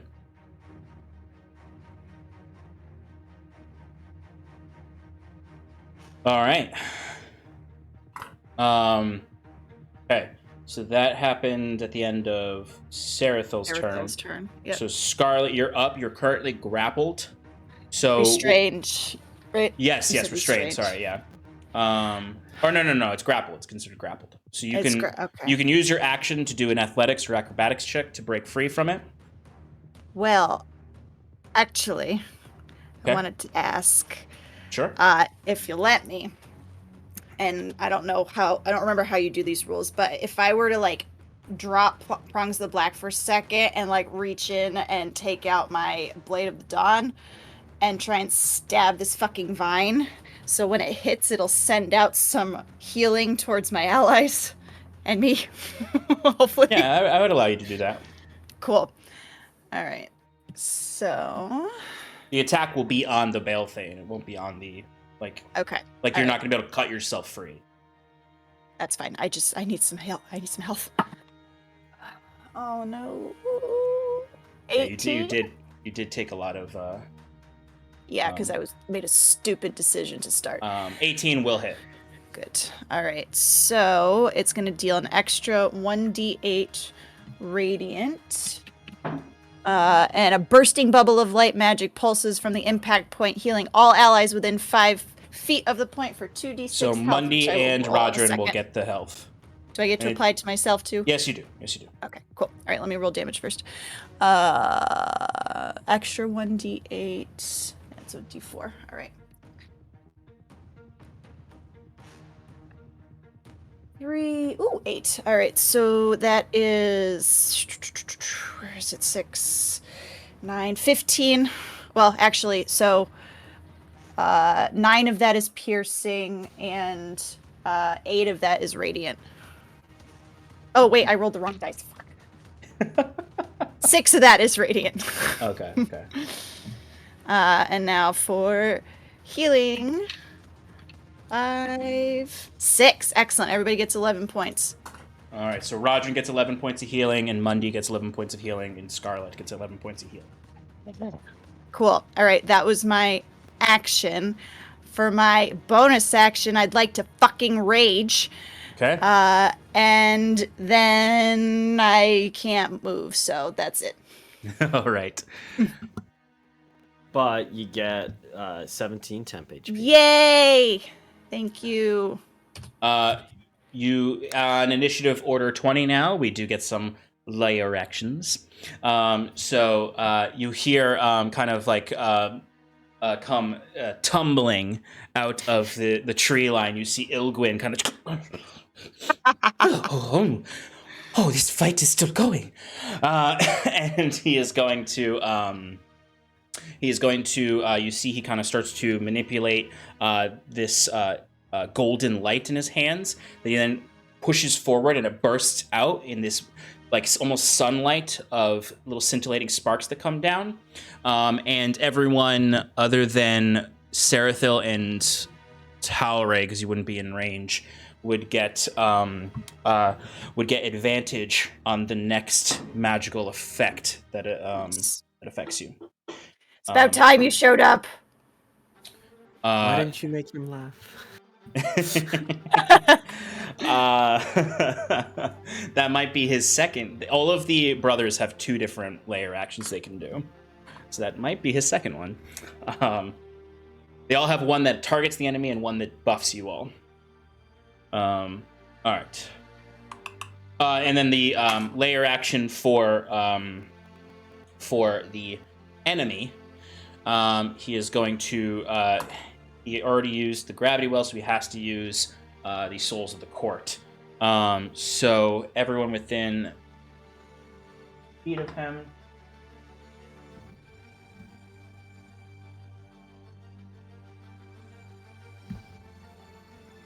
All right, everyone except for Noldo needs to give me a Wisdom saving throw. We all get advantage except for Sarathil. Nice. Perfect. Thank God. All 19. right. Scarlet, what'd you get? 19. And Lou got also a 19. Okay, Kieran? Kieran got natural 20 for a 30. Jesus. Oh, yeah. And then Talray. Talray also got a natural 20 for Woo! 26. And Okay. Mundi got an 11. Rodrin. What was the saving throw against? Wisdom. Wisdom. With It advantage. is- Oh, yes, that's good stuff. Then that is 30. And then Talio. Talio got a 21. Okay, everyone who got lower than a 20 fails. Oh. So whoever got lower than a 20, this is the Souls of the Court ability. So you see these spectral Elysian ghosts come seeping out of the ground and rush into those who failed. And you need to make an attack on the nearest ally to you all. So During your turn or right now? no, right away. You have to use your reaction to do it. Unless you've already used your reaction, and then you don't do anything. Dang it, Mundi had a reaction that he could have used. I've been So- ignoring that. Mundi will attack Scarlet. Scarlet will attack Mundi. Lou is going to attack Mundi, who's the only one in range, with a claw. Did anyone else fail? I don't think so. All right, Just the so three of us in that little Scarlet, circle. go ahead and give me an attack on Mundi. Okay. I'll use just one of my daggers I'm holding to. Oh no! Natural 20. All Right, right. he's a big boy. He could take it. Okay. I'm gonna say that was my my Blade of the Dawn. Okay. So 4 plus 1 is 5 plus 6 is 11 points of piercing damage. Well, and another. Well, actually, another burst of healing would go out. Does that mean the Balefane fucking heals because it's my ally right now? Yes. You'll Alright. get it. You'll get it too, though. You'll get the healing too. All right, 7 points back. Healing? Yep, not Yeah. for you. For Okay. For me the and the Balefane. And then there's an extra 1d6 of damage for type? Monty. So then, since that was a natural 20, so that would be, say, 12. Another 12 points of radiant damage. Is it all radiant damage? No, just that 12. Okay, so I'm resistant to radiant, so that's 6 Okay, plus six. your 11 is gonna be 17. 17. All right. No problem. And now Mundi reciprocate and attack. And Attack question. Scarlet. Yeah. Question. I rolled a Uh, 15. You think that's gonna hit Nope. Scarlet? Not even close. On my last turn, and maybe even now, was I supposed to roll sneak attack? Because if so, I forgot. I guess technically the Balefane was engaged with an enemy, so that would take sneak attack on that last turn. But under that same guise, Mundi would also Mundi take would sneak also attack. All right, so I'll roll first for the Balefane. Balefane. Woo! 10, 21, 22 points Against the for Balefane. Balefane. Yep. Okay. And- The sneak attack is also critted for Mundi. Oh, that's right. Fuck.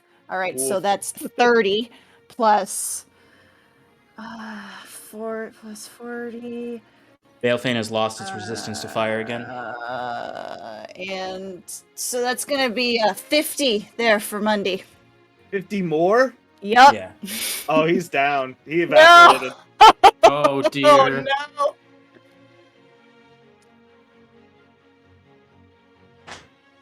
Hey, at I least couldn't Lou be doesn't get. reversed. attack you. At least Lou doesn't get to attack him now. And there's That's true. no enemy within range for him to attack, so the effect has no effect on Lou, or no Great. ally within range. You just Um, both like jumped on Mundi and just like turned him into mist. Yeah, basically. I'm Basically, sorry. Scarlet, you just brought several, like 1,000 cuts into Mundi as he just sort of like collapses into you, and just Why? before Why? disappearing into No. a twilight mist. It hurts. All right. So that was just the layer actions. Motherfucker. All right, so. Oh, wait.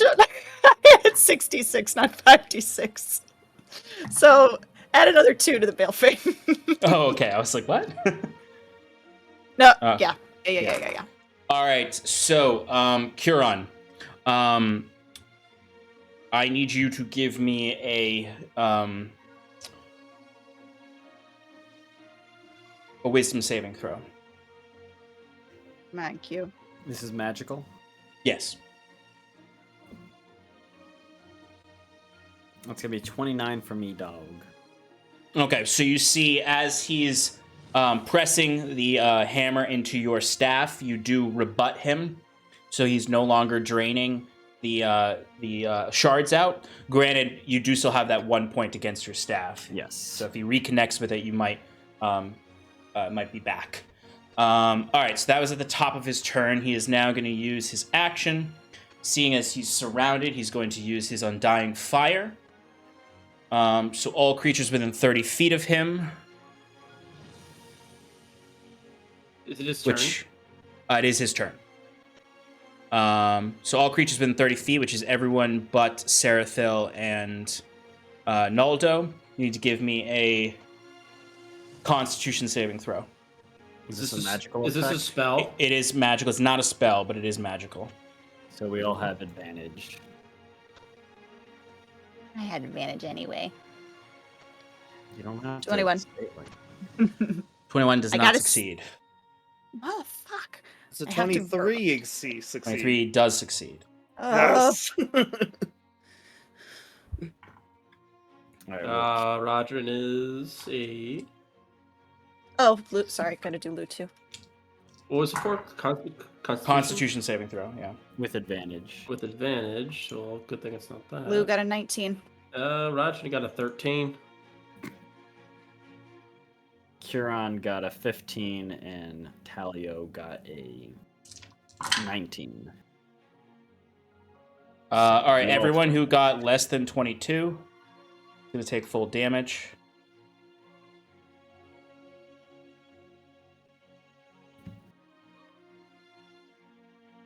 I already used my reaction this turn, right? For that stupid Yep. soul thing. Yep. Frick. All right, so that's 19 fire damage and I'm resistant to 22 that. radiant damage. Ooh. As you see his form, the champion is wreathed in radiant and physical fire that then bursts out in that 30-foot radius around Curon. Apologies, could you repeat that number? And a point of clarification for my plate armor of the Glass Titan. I use a reaction and I take all of that damage. Gets negated.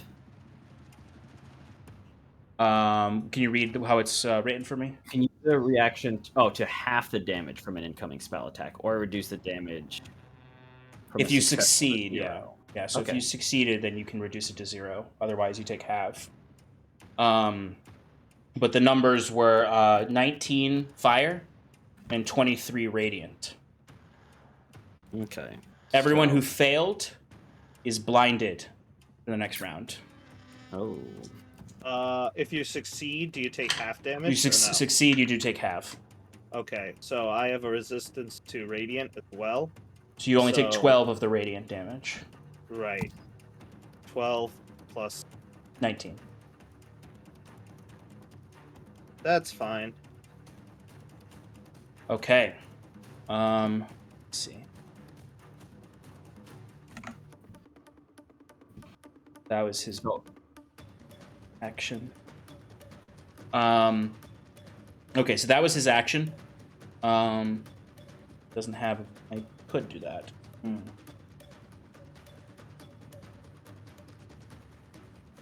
All right, he's gonna stay. He's going to stay where he is.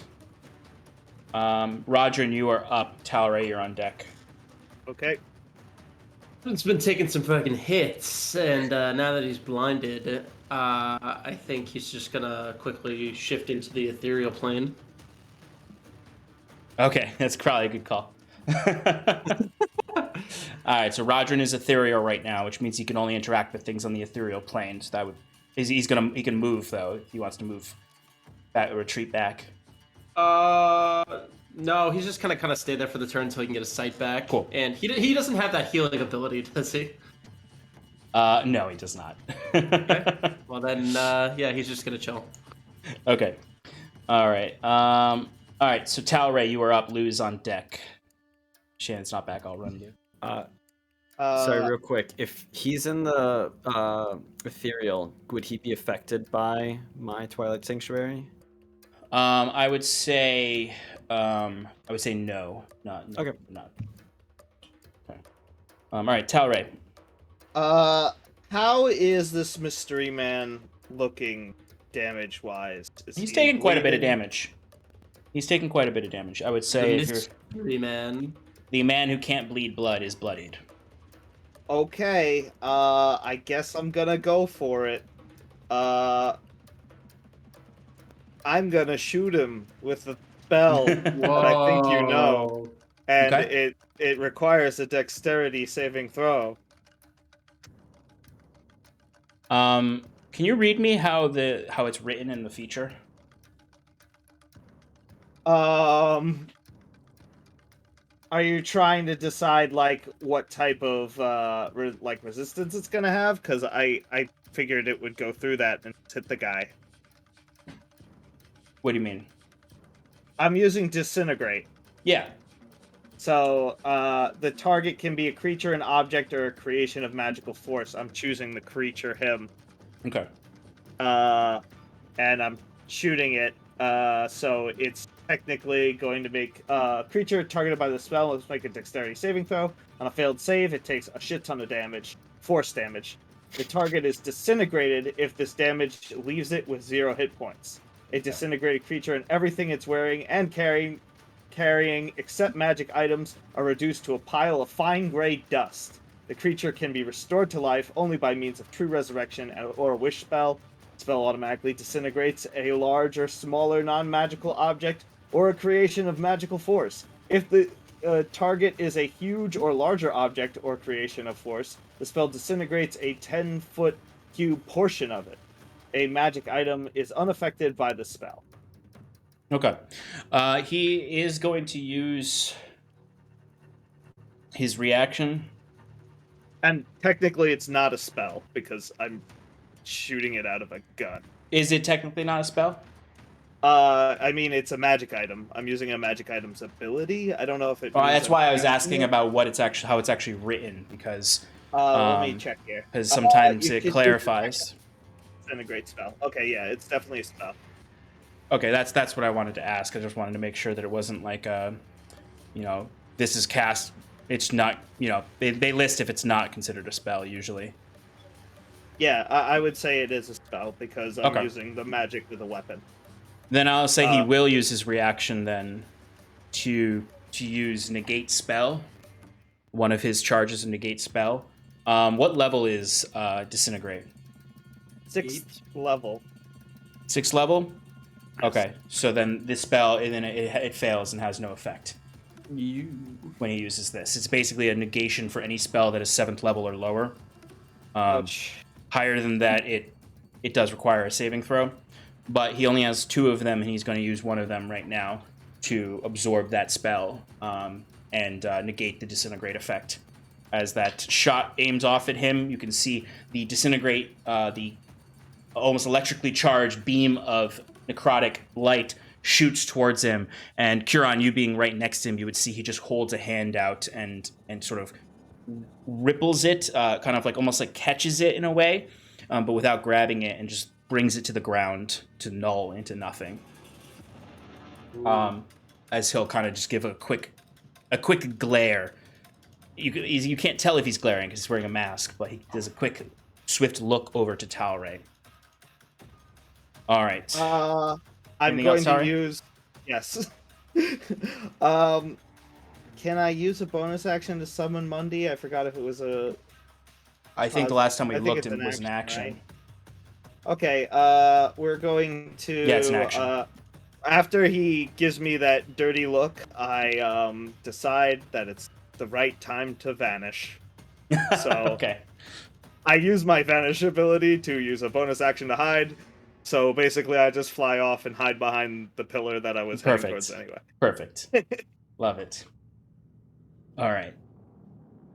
You get temp HP though, as long as you're still.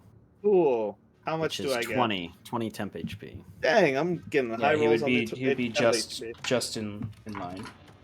All right, he's going to use a legendary action at the end of your turn to attack Curon. The scepter. Oop. Oh wow, that actually might not hit. I don't think it's going to hit. That's a 19. No, it doesn't hit. Woo! All right, so he imagine it just sort of glances across your glass titan armor and sinks into the earth beneath you. All right, Lou is up. Curon's on deck. That's me. Okay. All right. I'm just gonna multi-attack this guy. 2 claws. 19. That'll just hit. All right. Do you want me to roll all these first, or do you want the damage in between? Let's do the damage in between. So that's good. I'm done with that D10. Keeps rolling ones. It's 5 plus 7, 12 points of slashing damage.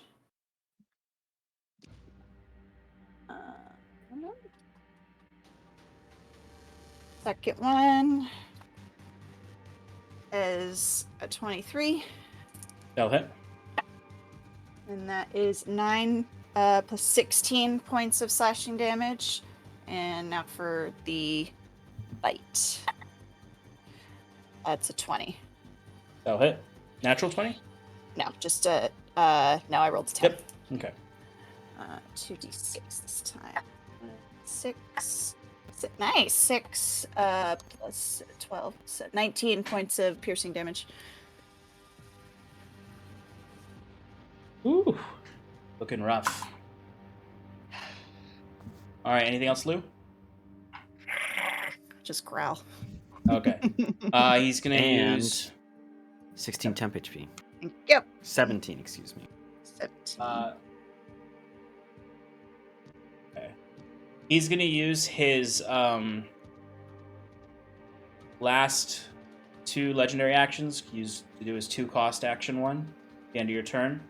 The only people who do not get affected by this are Sarathil, Naldo, technically also Rodrin and Scarlet, because you two are in the silence zone technically still of Naldo. As this is an auditory thing. So everyone else, though... Actually, no, sorry. Sarathil, you will get caught in this. Lou's still in silence, too, right? Yeah, Lou is also still in silence, so Lou doesn't get affected by it. But Sarathil and Naldo do, actually. I miscalculated the distance. So everyone... Great. So give me wisdom saving throws. Everyone except for Lou, Scarlet, and Rodrin. So we no longer have advantage, by the way, because I failed my concentration. Oof. What a bad time to fail concentration. Oh, no. 25 for wisdom saving throw. Nice. Okay. Curon got a 13, but Talio got a 23. Okay. Naldo also got a 23. Okay. Everyone who got less than 22 fails. Everyone above 22 does still take half damage. As you would all hear whispering into your minds. So actually, Scarlet wouldn't have gotten this either. Regardless. Whispering in your minds, you would all start to hear the voice of Queen Ayla uttering doubts into your mind about whatever your endeavors are. Saying, probably for those of you who are not Curon, talking about how you're misguided for following Curon, how you're, to Talray, she's probably whispering, you can be reunited with Glomung if you join us. Anyone who's affected is just getting these general trolly whispers. Forgot to roll. What was the damage? Oh, Talray rolled good.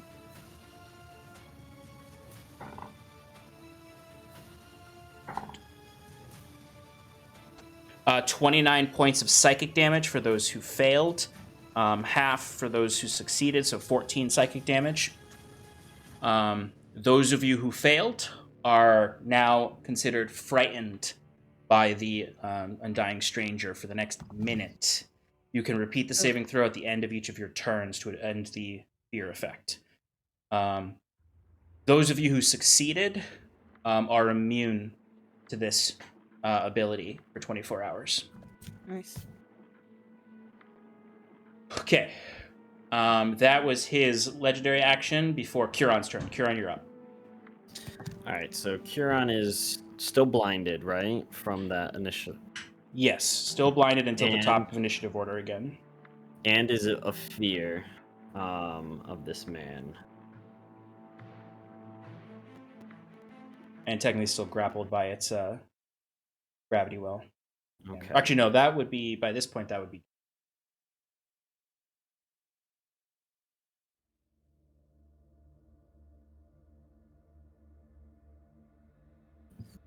Okay.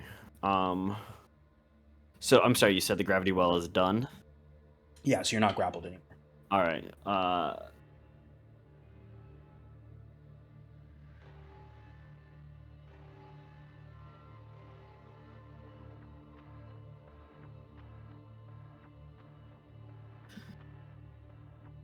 If I make an attack with my spiritual weapon, would that be at disadvantage?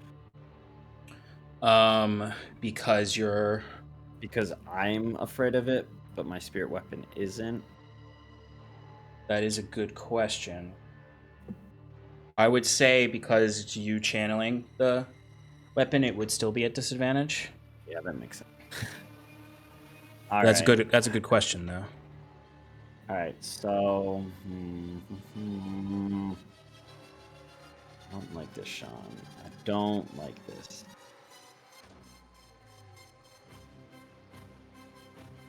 Yeah, because it says you make the spell attack. Yeah. Then you would be. No, I knew the answer before I asked it. I just wanted to No, say it's a I good don't question like- because honestly, I was 50-50 on that until I looked it up. All right. Oh, jeez. Keep.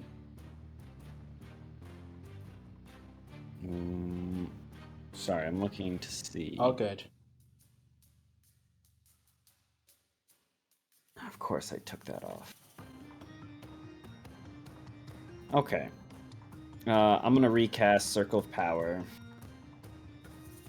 so I can have advantage on things, or on saving throws at least. And then, I mean, I'll still make the attack at disadvantage to weapon. Okay. Because why not? That's a 15. That will not hit. All right, and then at the end of my turn, ooh, fuck. All right, I'm gonna use my Channel Divinity to remove that frightened effect. Perfect. Perfect. Oh, that's right. I forgot it has that. That's an awesome Yeah, feature. and how long does blinded last for? This effect? It lasts until it's one round, so it would be Okay. It would be at initiative of count 20 that you would get your sight back. Okay, sounds good. Anything else, Kieran? No, that's gonna be all for me. All right. So the Balefane is gonna. It can't attack Rodrin because he's ethereal, but it's going to attack Scarlet. I thought, for a brief second, I thought when I did that, you'd be like, the Balefane, goes into the ethereal plane too after Rodrin. It can do that. Oh, I just it can. I'm very aware that it can. But I was like, will the Balefane do that? No, probably not. It's not strategizing in that way. All right, so it's going to take its multi-attacks on you. So first things first, it's going to... Oh, well, you're already constricted by it still. You haven't broken free of that, so... Nope. Okay. So then...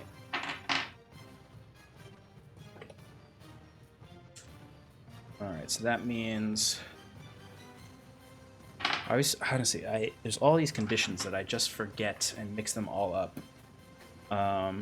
Grapple... I think you get advantage. That's the only thing I'm trying to remember. Let's see. No, it actually didn't say. I think you just can't move. Yeah, I that's can't it. move. Yeah, that's all it is. Yep. Okay. All right. So then it doesn't have advantage. Cool. That's all I Yeah. wanted to check on. All right. So first attack is going to be a 21 Yep. hit.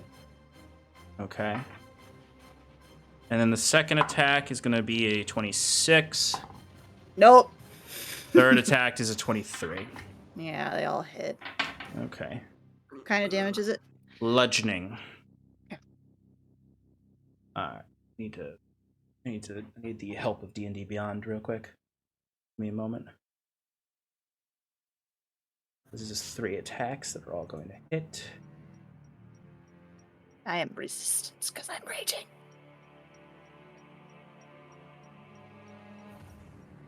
Alright, it's gonna be a lot of damage, though. But I'm resistant. Alright, so this massive creature comes barreling down on you with a stomp, slam, everything it's got. Oh my god. Shit. I'm gonna and get squished. It's Squish gonna rope. deal 90 points of damage to you. But halved. Yeah, you then have it. Thank God. Thank God I as raged. Scarlet, you get absolutely trashed, mauled. Absolutely, this creature comes up and just rams into you. You go up into the air and you think you're like, oh, at least I'm flying away from it.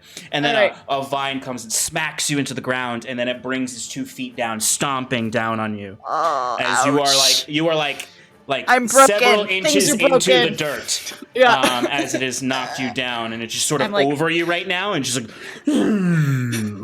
Like Loki in Avengers. yeah, absolutely. At the end of the first one. You just got Just Hulk like, smashed Hulked. by Hulk this smash. creature. Yeah. All right, I'm still up. Naldo, you're up. Oh boy, Noldo. Well, he's gonna cast slow on the 2 enemies. I'll give you the spell thing in a second. Your spell DC is 18. That is correct. I don't know what the It is a dexterity saving throw. no, it's a Oh, wait, wisdom no. saving throw. Yep, yeah, you're right. Wisdom saving throw. It affects their dexterity saves. All right, wisdom save for the champion first. With a 24, it succeeds. The Balefane.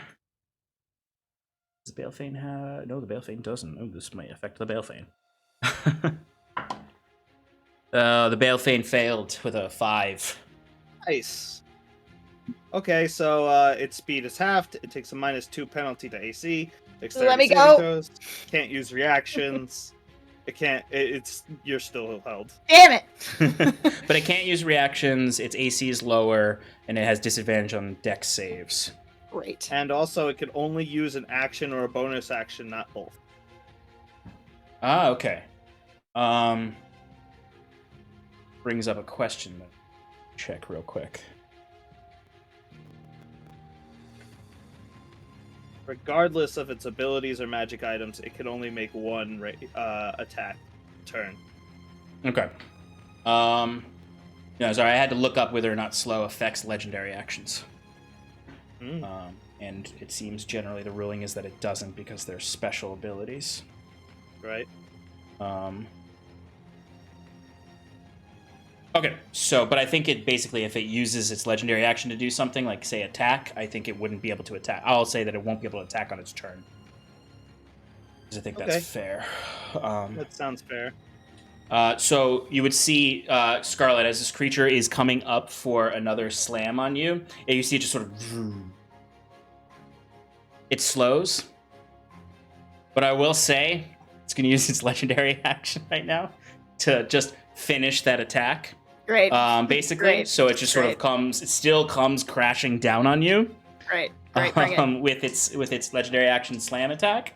Oh, this could do it, guys. For a 25 to hit. Yep. Okay.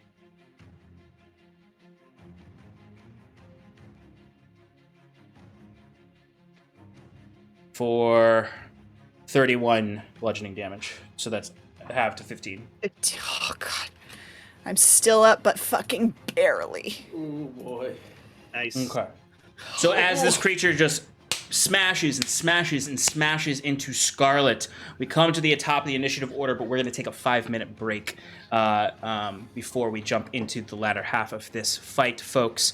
Stick around with us, please. We'll be back very shortly to continue this fight. Thanks so much, folks. We'll see you soon. See you soon. Bye.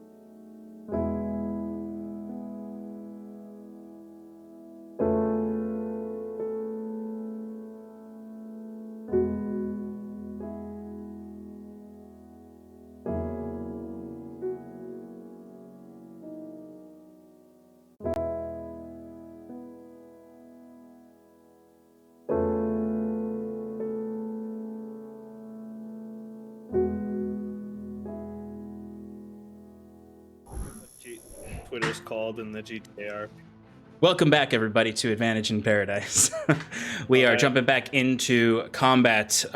We just finished a round of initiative as this undying stranger is continuing to fight. This Balefane is also continuing to fight and trying to take either Curon, Rodrin, or a shard from Curon. So we're going to jump back into initiative with Talio, and then Sarathil is on deck.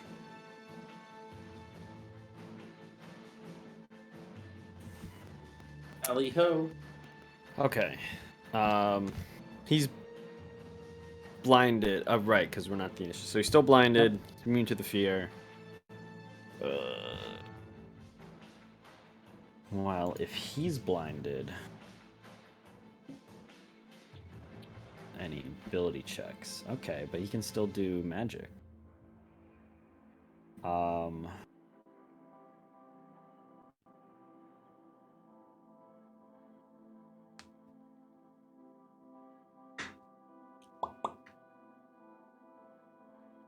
Sorry, I need to check Okay. a ranger spell. Sarathil, you're on deck. Yep. And then Scarlet after that. How's old boy looking? Old boy is looking pretty rough. Like his like he's struggling to like lift the scepter still, and you can see like he is getting a bit ragged. He's taken a lot of damage. So he is definitely looks rougher than normal. Why not a little bit more damage? So you can still attack when you're blinded. Yeah, right? you just have disadvantage. Right. Okay. So Talia's gonna move to the edge. The way I run it is as long as the target hasn't moved since you were Right. blinded, you can still attack with disadvantage. Can I move and then make the attack? I would say you can move 5 feet without Alright. losing orientation. I'll say. Yeah. So Talia will take a step back towards the water just to try to get some distance, and then it's gonna take Sure. two. I mean, you could absolutely move further after you attack, just for now with Right. with the attack. All right. So that first one is a wasted natural 20. Oh. Second attack. Okay. Okay. Yeah. 12. Does not No. hit. So he fires off 2 shots, and it's just like, what's going on? Yeah, as these blind shots go off, you see like they just whiz past the stranger as he just doesn't have a good enough locked eye on them. Do you want him to take his full rest of his movement to go to the water? Yeah, keeping within 30 feet of Kiran. Excellent. And then he's gonna get some temp HP. And end his turn. All right. Sarathil, you are up. Scarlet is on deck. They do not have any legendary actions left. Oh, technically the Balefane does. Nope, it doesn't because it can only do one thing because of slow. So the Balefane, thankfully because of slow, cannot attack Scarlet again. So no legendary actions can happen. So Sarathil, you're free to attack. Yeah, finger of death. Go for it. What level is finger of death? 7. Went in. Actually, no. No, No. because he doesn't have a reaction because Talray used disintegrate on the last turn. Yes, that's right. He fucking. Yeah, so he doesn't have a he doesn't have a reaction to negate the spell. Get fingered, bitch. Con save for D20.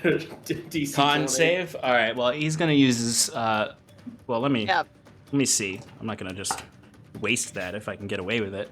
Con save. What's the DC? 20. 20. Yeah, he's gonna use a legendary resistance. Yep. Okay. Because that was not a good enough roll. He got a 19 on the roll, but all right. So he's down one of his legendary resistances. As you can see, the finger of death will still hit him. It'll still deal damage, just as if he succeeded. So is it half damage on success? Yes. Which will be full damage because he is vulnerable to necrotic. Yes, he is. There we go. Which is going to be 61 necrotic damage. Nice. 61 necrotic damage. Does it do Let's it? go.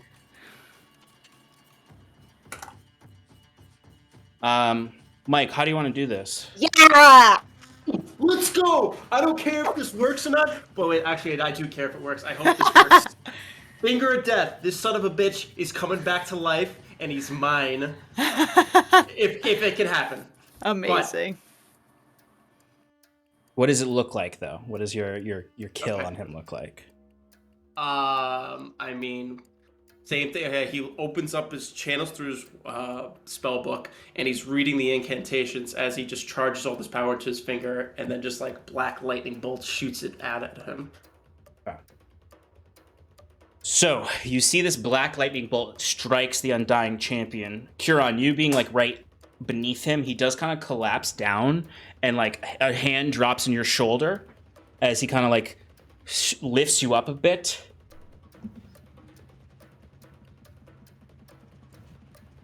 It's never over. And then you see him collapse down to the ground. And Sarathil, you see the body does start to twitch. And for a moment, you fully believe your spell worked completely in that sense. But reducing him to 0 HP will trigger his mythic trait. Oh, that's right. Mythic As- trait. Timeless Wake will trigger. You see the body starts to envelop in the ethereal radiant fire that he used when he used that Undying fire ability. And he immediately is lifted up and is floating in the air as it's just another burst of fire that shoots, radiant fire that shoots out. Everyone within 30 feet of him must make a Constitution saving throw. So that is Scarlet, Lou,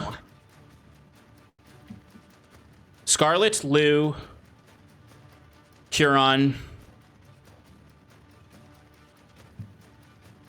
Talio is just out of range. Yes. Talio also is. Talray and Talio are out of range, so just Curon, Scarlet, and Lou need to give me these con saves. Yep. All right, Scarlet got a 21. Lou got a 26. Huron got a 21. Okay, everyone who got less than 22 fails. Damn. Oh boy. Okay.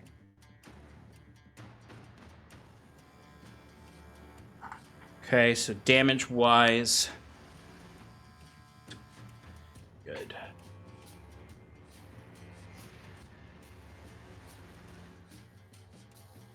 All right, so everyone who failed takes 30 points of fire damage, I'm out. and also 13 radiant damage. I'm really out. Anyone who succeeded takes half. So that would be 15 radiant and 6, or 15 fire and 6 radiant. And those of you who failed are also blinded. Fucking Christ. As you can see, the wounds across his body that you've inflicted and whatnot are being kind of rapidly regenerated and healed with this kind of radiant spectral replacement, where there's like a gash in his side. You see the radiant light stitches it together, and that radiant scar stays there as he is brought back up.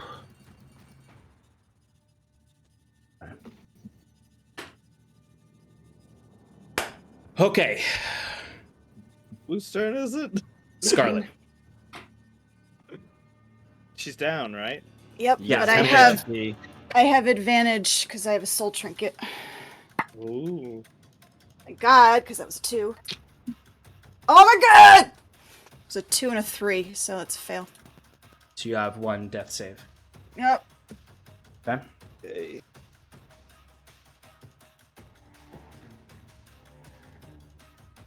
Initiative count 20. Layer actions will happen. Huron, he is going to gravity well you again to attempt to take the shard. So that's a strength saving throw. Constitution. Concentration. Oh. Sorry, so you said the total damage was 30. I'm gonna. It was 43 total. You're quiet again, Stefan.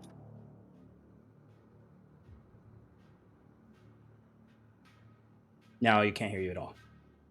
I said it really quiet. Oh, How there you about go. now? Now That's you're really better. good. Yeah. I have every. All right. Yeah. Okay. Strength check. Saving throw. Yes. 10. Okay, so you do get pulled into the gravity well.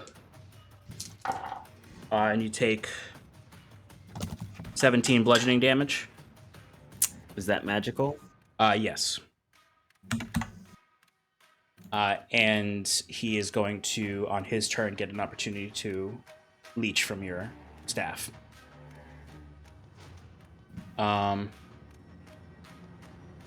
Initiative count 20. There's also going to be a layer action for you all from the brothers. As you would see, Florian would descend from a rope from one of the trees, and kind of you see him like whipping around a spell, and he is going to cast a mass cure wounds on all of you. Oh, thank God. Oh, good lord. It's not going to be for a lot, but it is going to help, bring your health up and bring Scarlet back up. Yeah. I'm sitting at 9 right now, so. Oh god. So everyone except for Talio, Sarathil, and Noldo are going to get hit by this. 17 hit points back. As Florian will rain some healing magic on you all to boost you a little bit. All right, it is the stranger's turn. He's going to use his entire turn to drain at the staff. So, Curon, you now have 2 points against your staff. Mm-hmm. 1 more point and he will extract a shard. Okay. All right. It takes up his whole turn to do that, though. Legendary actions are reset now. Rodrin, you are up. With Talray on deck.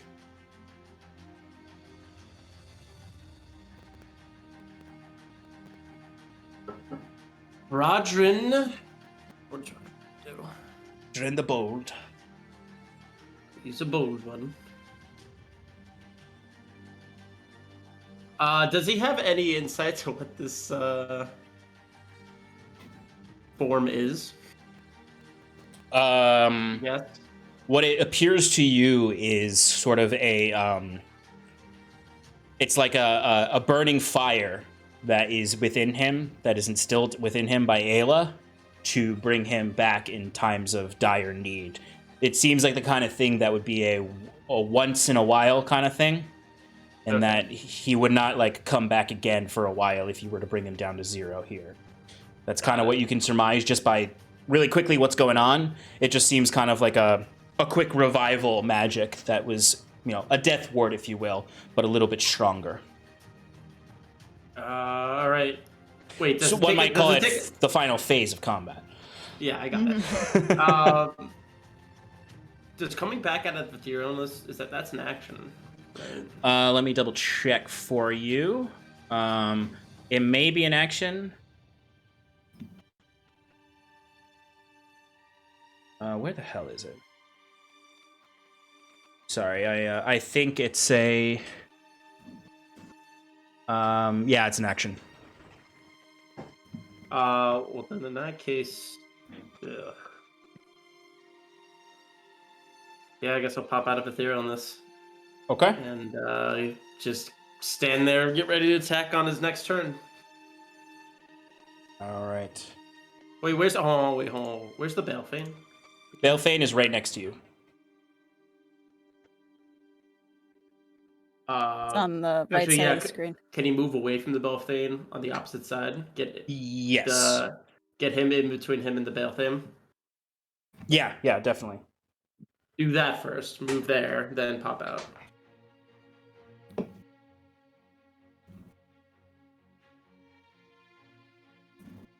Did you want to go up to the Guardian or the Undying Stranger? Yes. Okay, cool. All right, you are going to get an attack opportunity from the Balefane. No, Me? it's No, I meant to word it as move first. Oh, yep. Ethereal, No, then I'm picking it pop up now. out. I'm picking it up now. Sorry, I'm picking it up. Yeah, you can definitely move in etherealness and then drop the etherealness when you're in the space next to him. Great. Yeah. Sorry, I forgot about that. Okay. Talray, you are up. But before you go, there is going to be a legendary action from the champion. Okay. He does have access to more things now. Yay. Oh, there they are. Okay. All right. Chooses 3 creatures. So I'm going to choose Rodrin, Curon, and Lou. I need all 3 of you to give me strength saving throws. So Lou, Rodrin, and Curon. 29. That will Lou. succeed. So Oh, Lou will gosh. not take it. Lou will take half damage. Roger's not doing so well. You're gonna have him killed because you're having me roll for him. So 11. 6. No. Okay, so Rodrin and Curon both take 13 points of radiant damage. As you see crescent chains shoot up from the ground and grab at you all as you use crescent binds on you. The 2 of you are considered restrained. Lou is going to take 6 points of radiant damage. Q's down, right? Lou? No, Q. No, I'm not. We got You're not? healing. Oh, okay. I was Oh, just that's gonna right. That's right. say, Thank God. Rodrin got 16 temp HP at the end of his turn. All right. Talray is up. Lou is on deck. Okay, this is a big one. Shoot the Mhm. guy with the gun. Shoot him real good. Sharpshooter. Rolling. Ooh, okay. How's a that's -5 because of Still. sharpshooting. But yeah, that's a very high number. What is it? 27. Yeah, that'll hit. Bad rolls. His AC So did 10 not go up with this special mythic trait. Oh, good to know. That's 20 necrotic damage from the first attack. Nice. That's going to be 44 necrotic because he is vulnerable to it. Run it back, same thing. That's a 20 to hit. That will hit. Sweet. Big damage. 26 necrotic damage. Jesus. Yes, look at that. You know, when I was sitting here, I was sitting there and being like, oh, maybe I shouldn't give all of the health back that it gets from this feature. And then I'd get one round where you deal 95 God. damage. Yeah. Nice job. All right, so Talray, as you fire off these bolts of bullets, you see when they whenever they hit him, you can see this black smoke sears off of his skin as the necrotic damage deals extra damage. All right, Talray, anything else? Yeah, I'm gonna use a bonus action to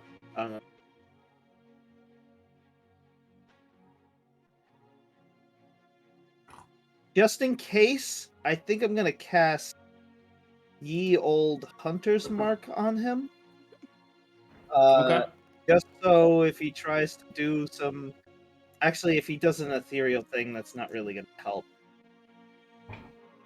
I'm gonna actually use my action to... my bonus action to move and hide again. Okay. So let's fly... Is there anywhere to hide besides where I'm already at? I mean, you could. It's probably the best place to hide from where you are. I mean, you could also go to the northern forest area and hide there too, but it'd be pretty much equidistant from him. So either hide behind the pillar or hide in the forest to the top left. You know what? Talray's not even gonna hide. He's just gonna walk right out into the open, and With the he's gun gonna, out? with the gun out. You know, he's doing that thing where he's like slowly walking and shooting his gun at the same time. Yeah. He's like, Yeah, "Ah!" hell yeah, dude. As the 2 shots go off and you can see they hit him in the back and he clearly looks over to you. Yeah, that's my turn, and I want to end up, within 15 feet away from him. Okay. Yeah, we could definitely get you there. 20 temp HP. Nice. Thank you. I think, All right, let me move yeah. Talray and then Lou is going to be up. Okay.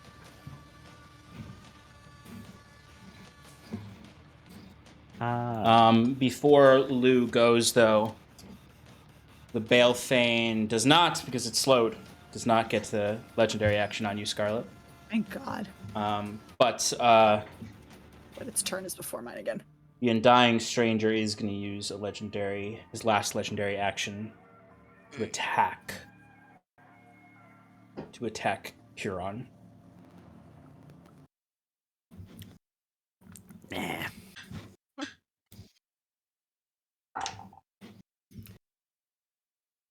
Huron, that is going to be a... I don't think that's going to hit with an 18. No, reminder, they do have advantage. God. Oh, they do? I did not. I'm prone, I forgot right? that. So You are prone, yeah. Thank you. You rolled a I 4. want to die. Kill me. Okay, that one's going to hit. That's a 29. Yeah, it hits. Okay.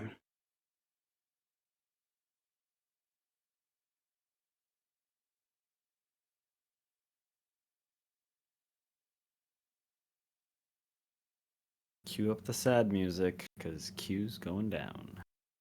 Oh boy. What if you didn't do that instead? Okay, so that's 19 bludgeoning damage and 14 radiant damage. I'm down. Oh, no.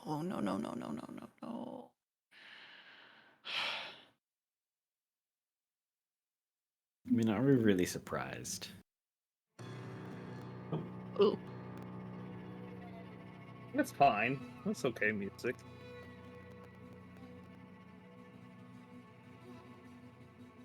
So you all see Curon slump. Basically, his crescent scepter is in his staff right now, draining the energy, and then he breaks that connection to just smack Curon down to the ground.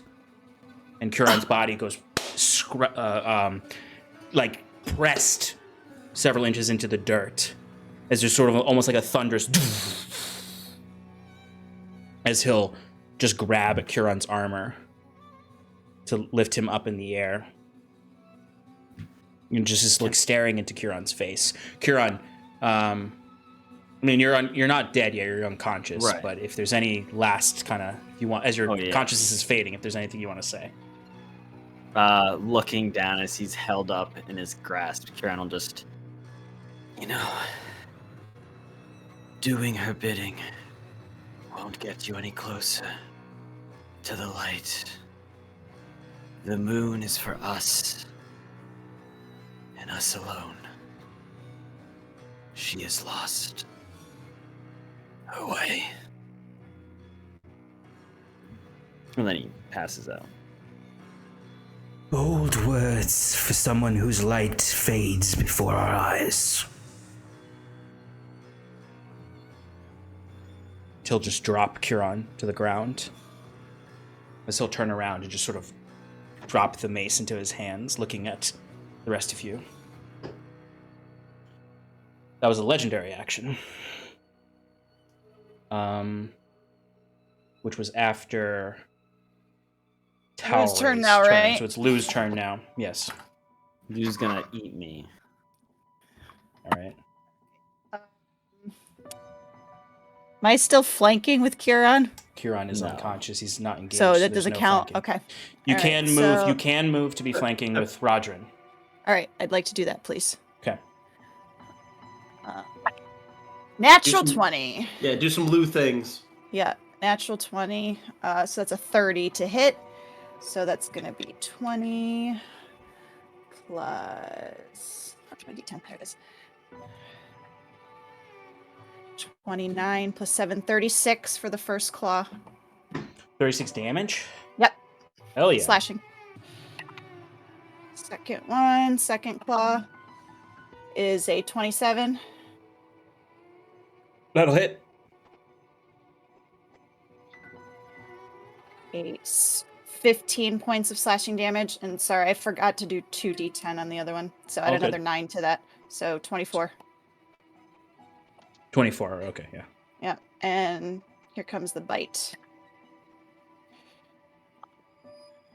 Oh, so close. That's not going to hit. That's a 14. Yeah, that won't. Okay, but Lou just come up and brings in 2 quick slashes with his claws and goes for the bite Lou does see Kieran go down, and internally, like, Timber's watching this whole thing. Right. And you see very, like, Lou is starting to not lose control, but you can start to see, like, the gold is withering off of him, like Timber might be coming back soon. But for now, it's still Lou. Okay. Kieran, give me a death saving throw. Come on, Q.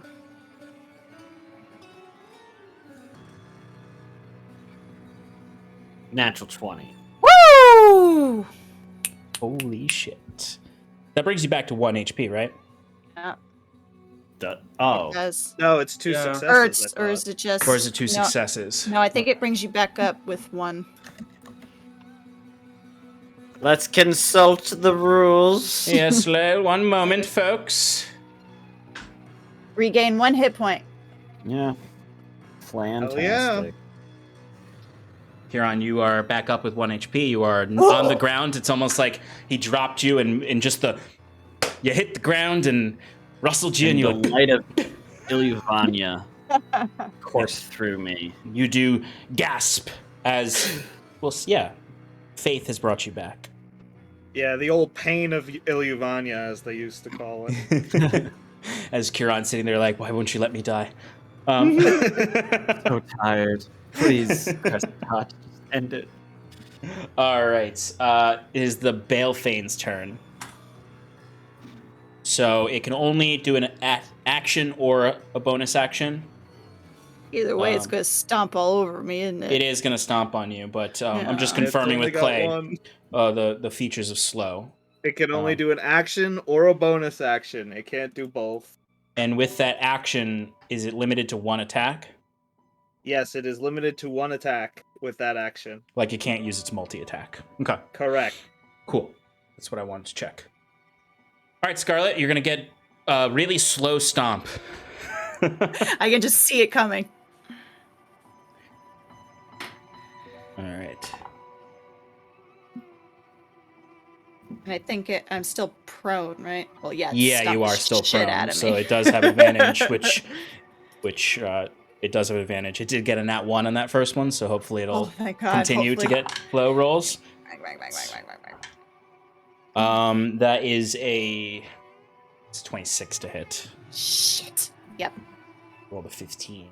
And my rage is gone because I went unconscious. Oh, really? Yep. Oh, shit. I'm fucked. Big old feet are going to come down on you. Yeah. Oh boy. Maybe it'll roll all 1s. 32 points of bludgeoning damage. I'm out. Again. I had 17.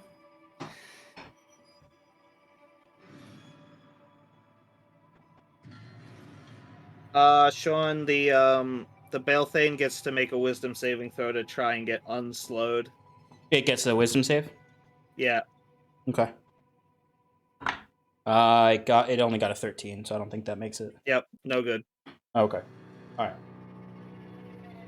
Alright, so the Balefane's turn is up because it can only do one thing. It does stomp down on Scarlet in kind of a it doesn't get a multi-attack, so it's not going to kill you outright. But its attention is turned away from you. It's not going to coup you on its next turn. So many broken bones. Nuldo is up. Okay, here on the back lines, let's drop a acid arrow again on, let's aim for the guy in the center, Mystery Man. Go for it. Worked once, it might work again. Ranged spell attack.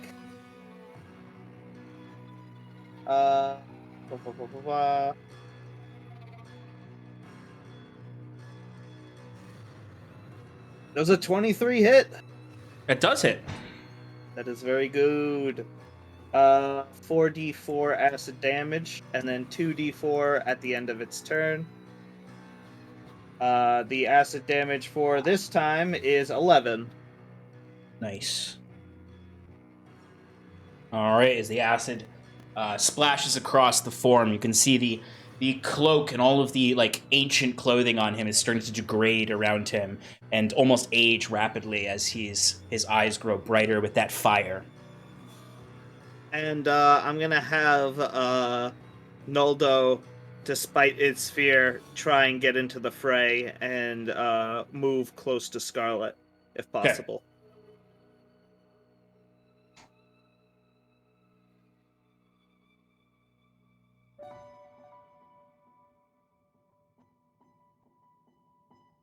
Say he can get to the other side of the stump, so he is not right up with Scarlet, but he is approaching Scarlet. Okay, 40 movement speed, right? Oh, he can get closer then.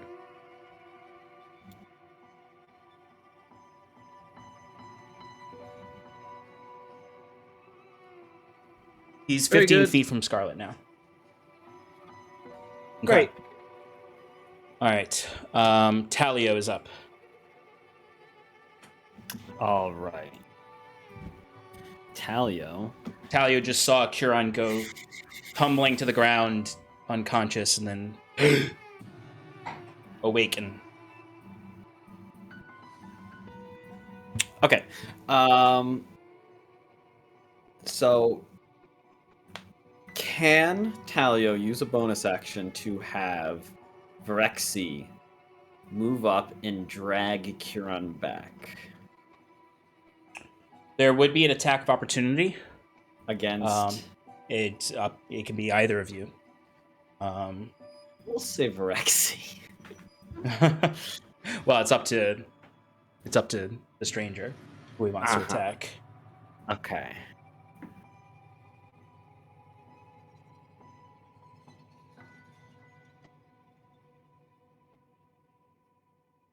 Can Vrexy like hover over Curon, basically getting between the two of them? I would allow that. Okay, cool.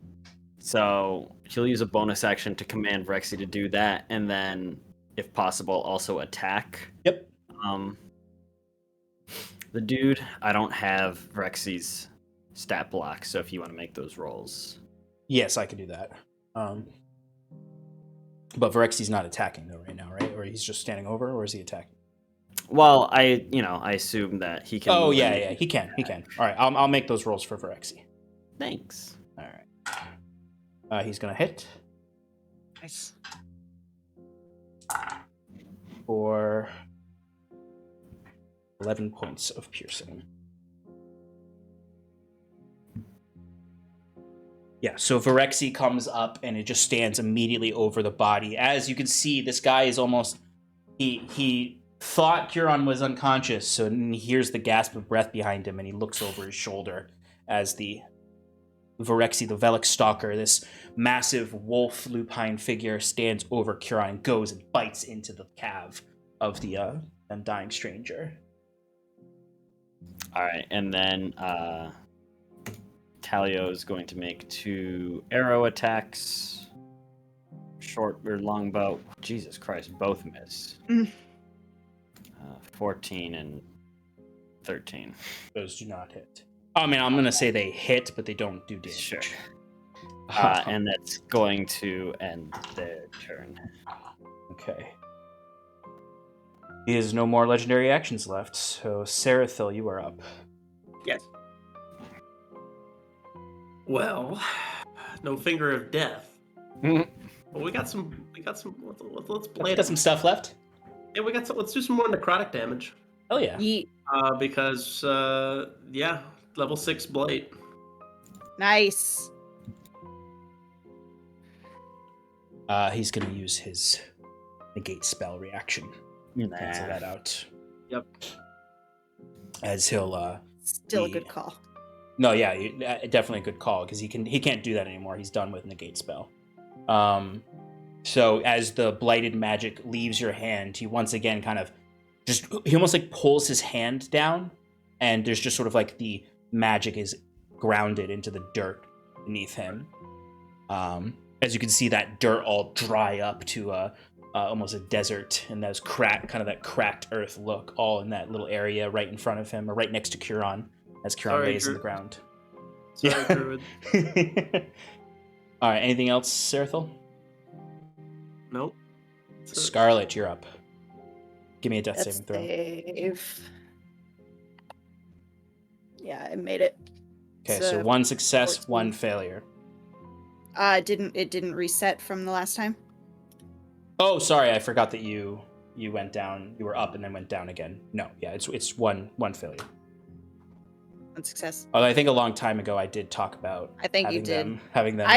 I'll keep it if you want me to keep it. No. I did. We would. That would be throwing it on you. No, you're at 1 success right now. No failures. Okay. Initiative order 20. Okay. Layer action time. Okay. So you would see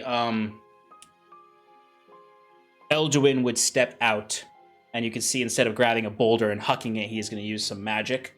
And he's going to use he draws a constellation in the air, because they do kind of have star druid, circle of the stars kind of aesthetics, and traces a circle that will encompass everyone except for Scarlet, Talio, and Sarathil. And Noldo. All of you get a dragon boon, a dragon celestial boon, which means that the next time you make a intelligence, wisdom, or con saving throw, you can treat a roll of 9 or lower as a 10 for the next round. Intelligence, con, and what? Wisdom. Cool. So you can't roll lower than a 10, basically, for those. Nice. For the next round. But in addition, we will also have a layer action for our enemy. Okay. We already used Gravity Well, so it's going to be Souls of the Court. Alright, so that's a 60-foot radius. So everyone except for Sarathil needs to give me a wisdom saving throw. So you can't roll lower than a 10 here. But I'm unconscious, so I fail it. Yeah, it's not going to affect you in any way. That's true. Okay. All right, Kieran got a 22 and Talio got a 22. 19 for Lou.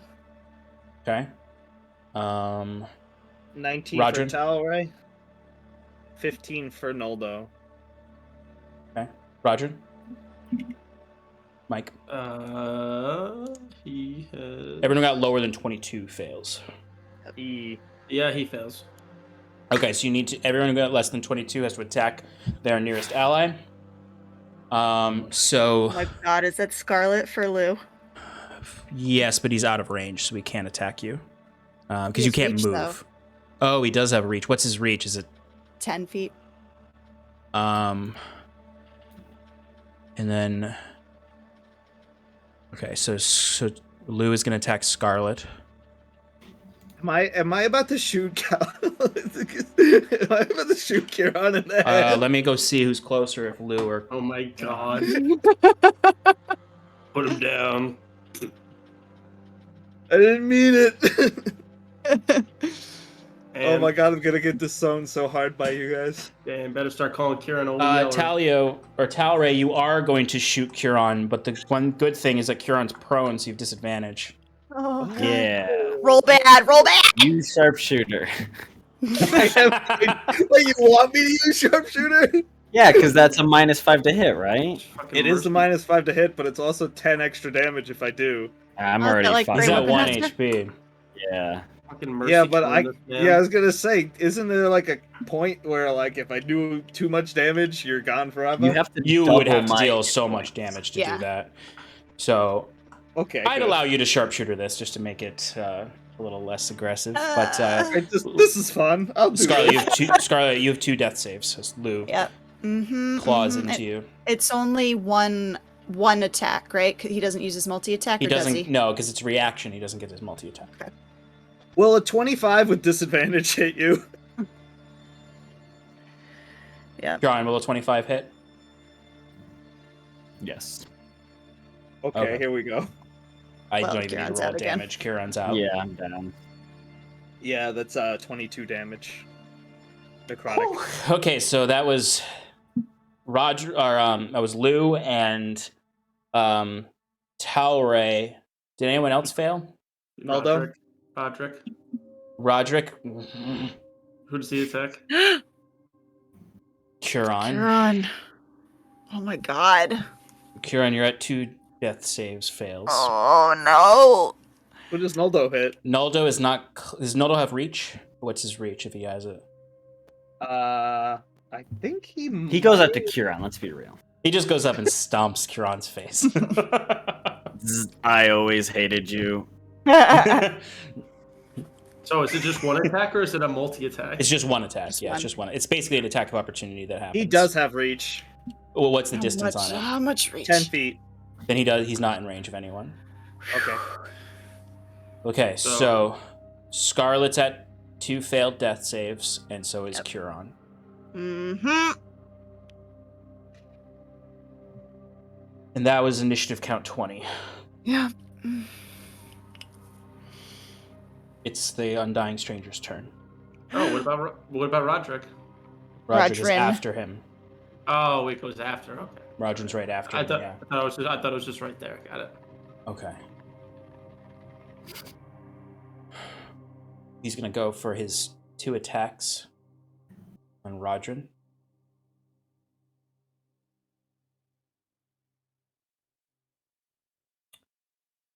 So merciful. Thought he was going to attack me. For Rodrin, that is a 21 That first hits. attack. Okay.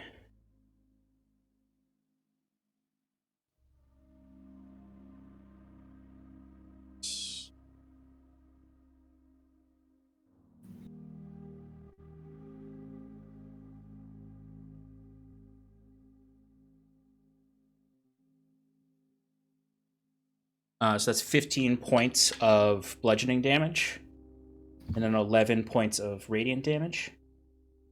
And Roger needs to make a strength saving throw. The bludgeoning is not halved, but Bludgeoning is not halved, but the radiant is. What was the radiant again? So it was 11, so it would go down to 6. Yep. Make a strength saving throw. Yep. Ah, wrong thing.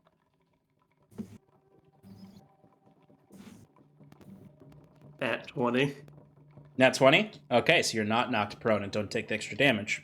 Which is good, because that doesn't give him advantage on his next attack on you. Is it good though? So that's a 30. Oh, to hit? Yeah, that hits. Yeah.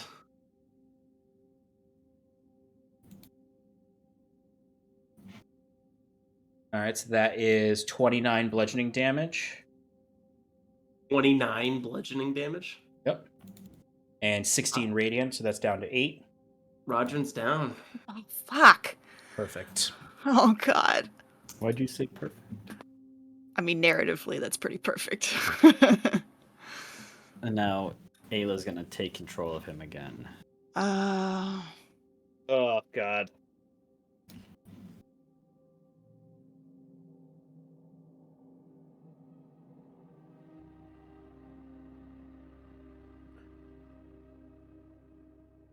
Drop your weapons.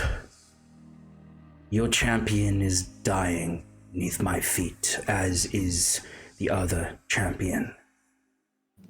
Leave your weapons on the ground, and you can keep him. What say you?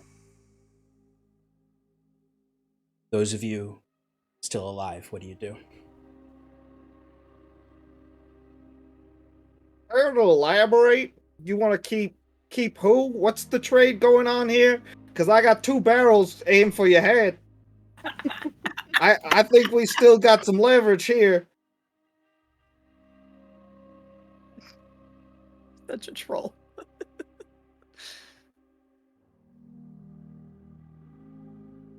So you deny my mercy.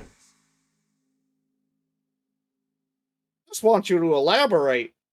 You talking about taking away You someone, keep or Curon Islastane, and I take what is mine.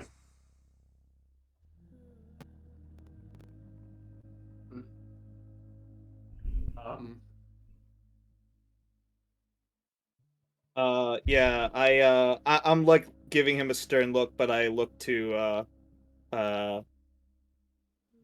Sarathil to chime in if he Who's has. next? Who's next on the round? Is it his turn? It's still Varys' turn. It would be Rodrin's turn next, and then Talray's. Your voice is still on. It's the bad guy's turn still. He's basically offering something before he has some things left in his turn. He's just offering a moment of mercy.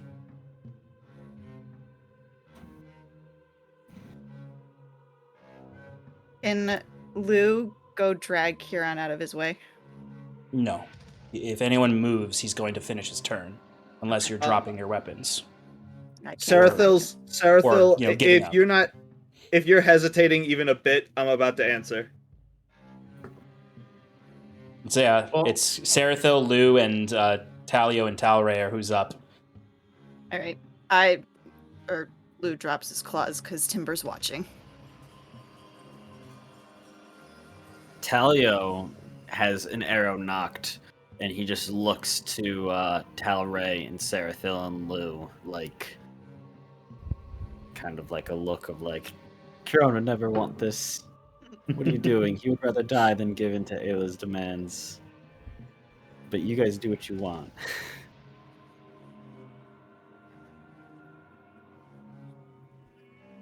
I want to try something. Yeah, no.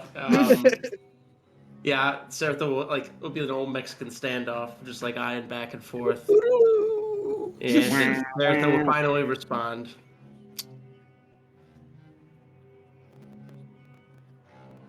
Those are not for yours to take. We won't back down. Well, I will, and I drop my gun.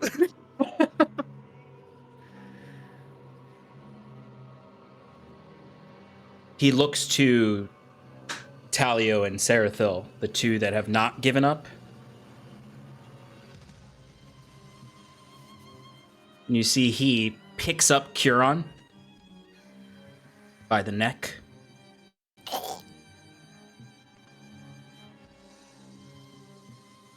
And the scepter leaves his hands as he'll pick up Rodrin as well.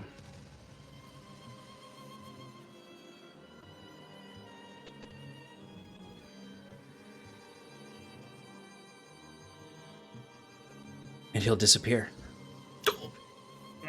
Knew he was gonna do that. God damn it. As you see almost like a wind almost billows up, and his entire form with Curon and Rodrin in hand, he becomes entirely dust and vanishes with the breeze. He leave his scepter? No.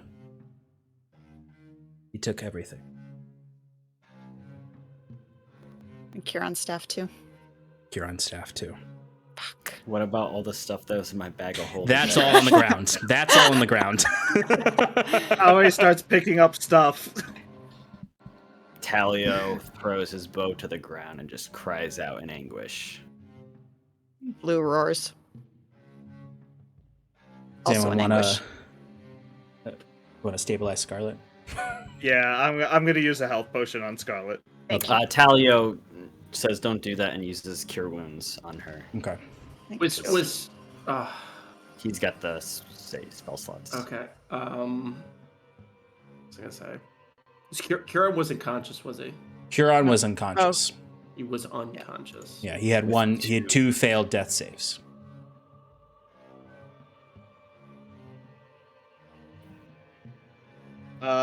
If Curon is still unconscious, I'm gonna good bury him. Curon's Curon's gone. He's gone. He gone. took Yeah. him. He took Took him. him away. He just said he can leave Curon. No, you all but Sarathil and Talio did not drop their weapons. Ugh. Talio's hunter's mark is still up. He can track where this unnamed guy's gone, if it is within. I was gonna say there's a range. Oh no, I guess it's just advantage on wisdom or perception or survival. I mean, we did it track him. once. We could do it Yeah. again. I have primeval awareness. Well, let's get into the scene. This Yeah, guy's just vanished. Talio has just thrown his bow to the ground and then cast Cure Wounds on Scarlet. Scarlet, you come back to life. You look around and you see no Curon, no Rodrin, and no enemy. The Balefane immediately calms down and is no longer controlled by the enemy. And you can see it almost. Yeah, it almost gives off a like blood-curdling screech in that long, mournful whale voice that they make, and it just goes charging off towards the water, completely fucked up by being forced to fight in that way. I look first to Lou because he's closer, and then to Sarathil. Where's Sorry, Curon? After they disappeared, I guess Sarathil would have ran to where they disappeared and just start looking around, see if he can sense, I guess, any sort of magical resonance. You can give me an Arcana check. Yeah.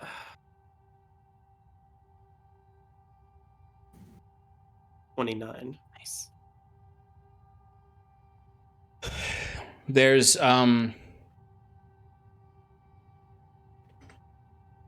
the residual effects of this are conjuration magic that reeks from the space where they were and kind of shoots up into the sky. It's mainly showing that they've used some kind of conjuration spell to leave this space, but you don't have an idea of where they landed. Does anyone have scry? I have 6 miles worth of primeval awareness. Curon's the orb. The orb is there. Lays like what's it That's called? true. What's it called from Lord of the Rings? And I'll say it. Yeah, it rolls out and kind of dun dun dun, and just taps the feet of the person closest, who I'll say is honestly, it's Talio or Scarlet, because you two are in the spot where all the I mean, if it hits me, I'm gonna pick it up and immediately look for him. Okay. Although, will it work because it's mine stuff? It will, because you're looking for him. It's not looking for you. Okay.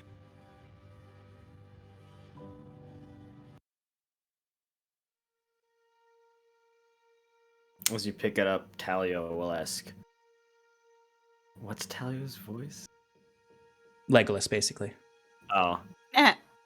What do you have there? I don't What even is that? answer. I don't even answer. I'm just immediately scrying on Curon.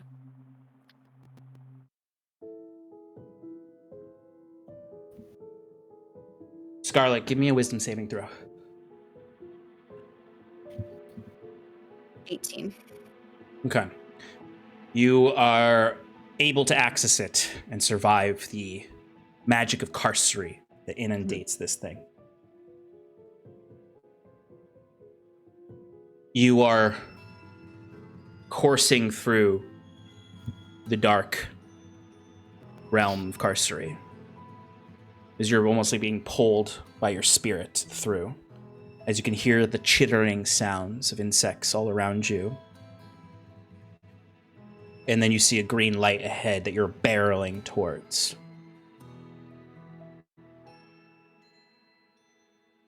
You would hear a voice in your head as you pass through here. No. I've felt this essence before. but it goes away as quickly as it comes, as you get this shudder through you that something saw you. But you find yourself somewhere in the forests of Elysia. I'm looking all around, trying to get as much information as I can. Give me a perception check just to see what the breadth of what you see is. You'll definitely see Curon. Yeah. Ooh, 25.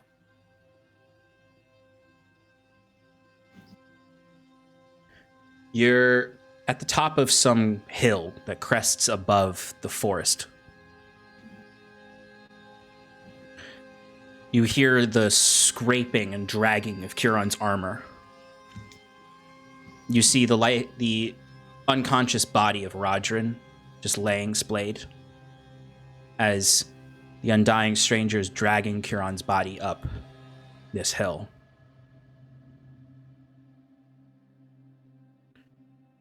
And you see he gets to the top of the hill and he just drops Curon. You see he picks up the staff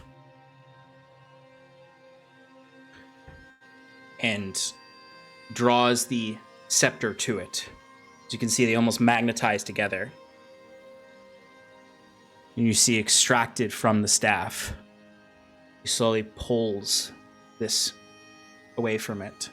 As you can then see a blinding light. And Curon's staff drops to the ground, a piece of wood.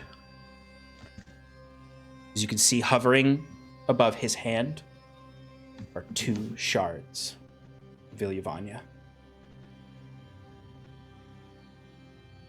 That he just kind of holds up and marvels at. Before closing his hand and they dissipate into his essence. And you see he looks down at Curon.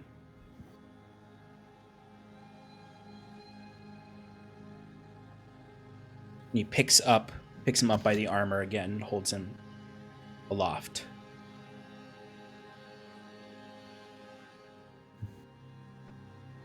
And he shakes him violently as light emanates from his hands into Curon for a moment. As Curon, you wake up.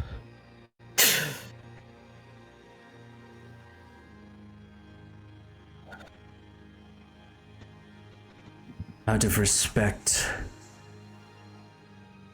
I would give you one last look at your home. So he'll drop you to the ground beneath him, and you can look out, and you would see from this vantage, you can see the lights of Navali and the other river towns from this high peak.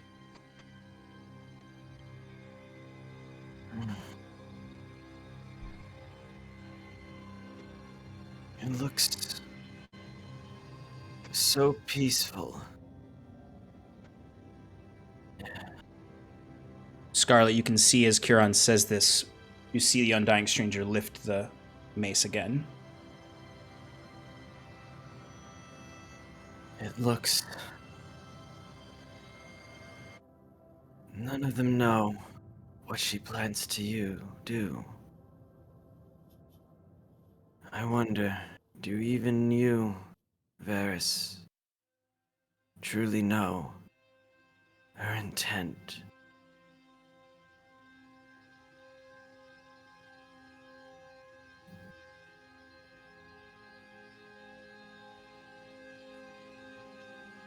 That is beyond me and you.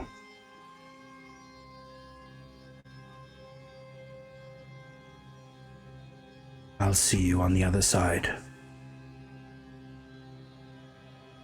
I look forward to our meeting. Moonbound. And who will bring the mace, the scepter down, and the crunching horror of Curon's armor denting into him.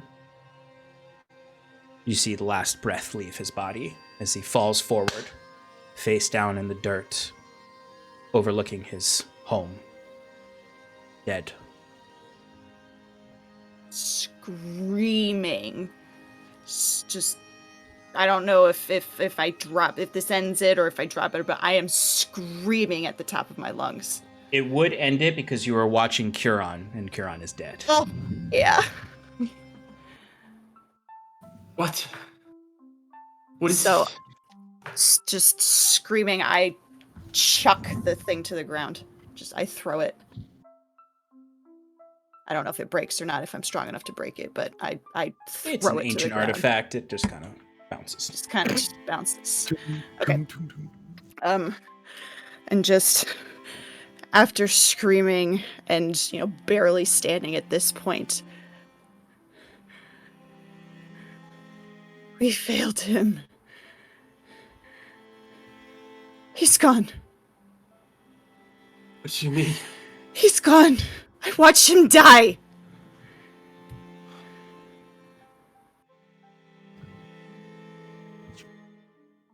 Where?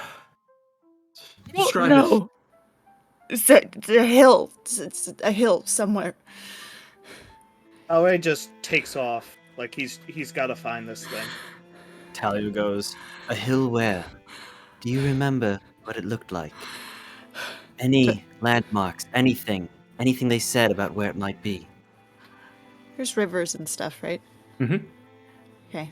There was a river. He was looking over, and a stranger said, "One last look at your home." Well, Navali. you are look at Natalia. Where are you from? Yes, our hometown. How far? How far is that? Can we get there? It's about a week and a half. Oh, It's a week. Sarathil, It would be a little. It would be less than that, but it would not be quick. It would not be a quick distance. Sarathil, It's some days away. Can you teleport? Is there a circle that's in your town that we could use? A circle? No, the Magi do not come to Navali. I'm guessing the 6 miles result in any, No. undead. So I come back down. I can't sense him. No, he is far beyond our reach now. Why don't you just put your weapon down? What was all that macho shit? Curon would not have agreed with that. If there's one thing I know about my friend, it's that he would never lay down his arms to sate the will of that witch. Would you ever hear of live to fight another day? I mean, now they got what they want and Curon's gone. Who's to say that they would have, even if he would have kept his word? What's the point of us even being here? We failed.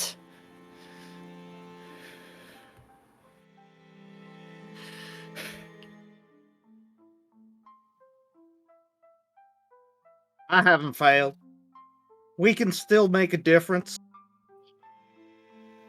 We just gotta find that son bitch and get our staff back and find It is Glomo. not that simple.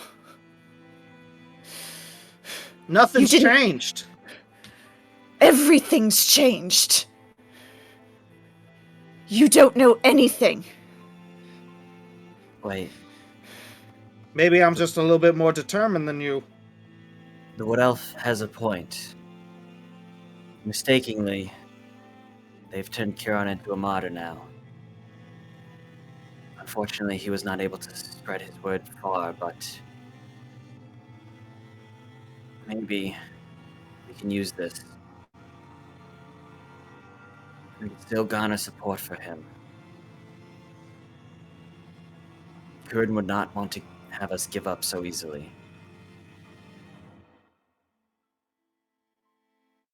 How? He was our key to this all. We're all foreigners to this land.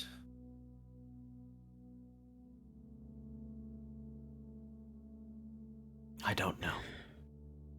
Stepping out from the brambles, as you can hear Balefane's resting, you see a shrunken Ilgwyn almost hiding behind Elduin as Elduin steps out, Florian behind him. Well, You all might be strangers. But this one here, Looking to Talio. and us, know these lands better than even Ayla. She's not stepped out from that keep in millennia. She doesn't know these people. We do. And the Glanuviel circle will be behind you no matter what.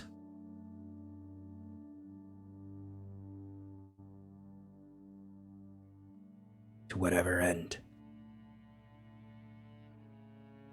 Yeah, we will help no matter what you need. Tricks, I can trick them. I can trick them. You can see Elduin puts a hand on Ilgwin's shoulder. Florian kind of just wraps himself in that druidic robe.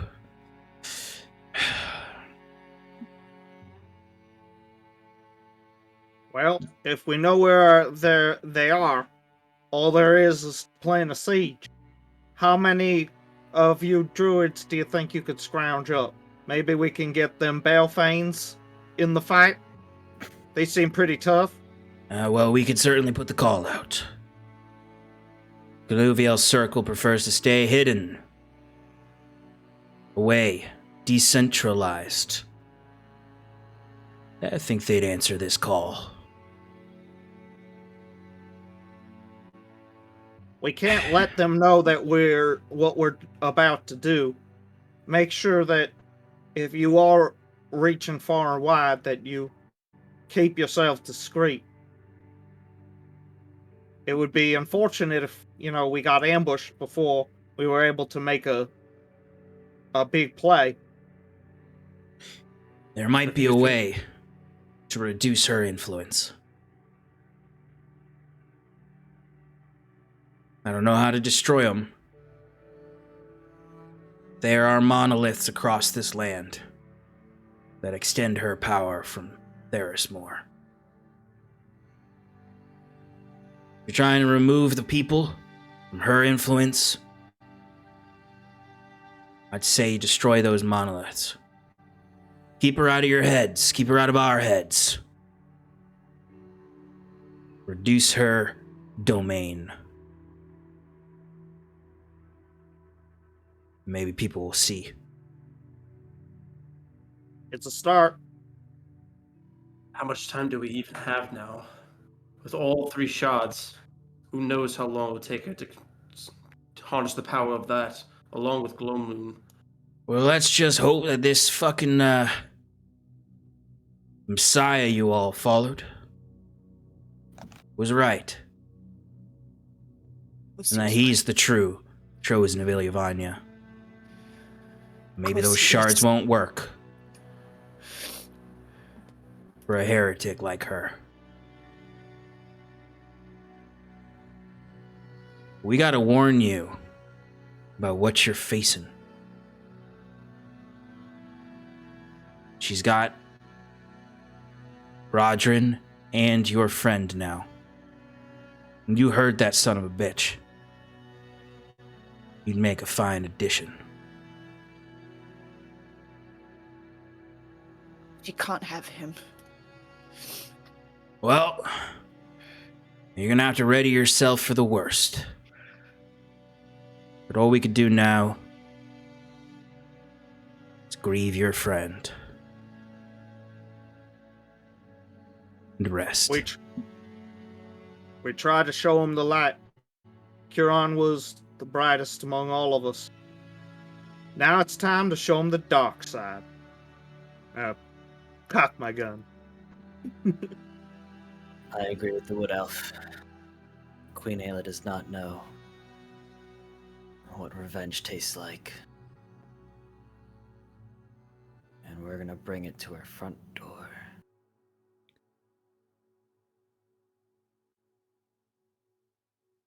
Join us down below. Rest. Eat. No matter how hard it is. Because you'll need to be ready tomorrow. Got something to do. You all go on ahead. Where the fuck are you going? To get some answers.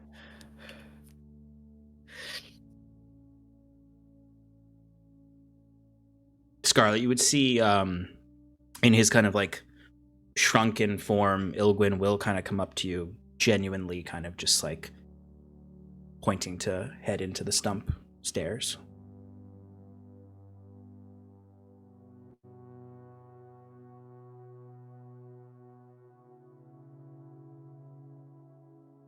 Come.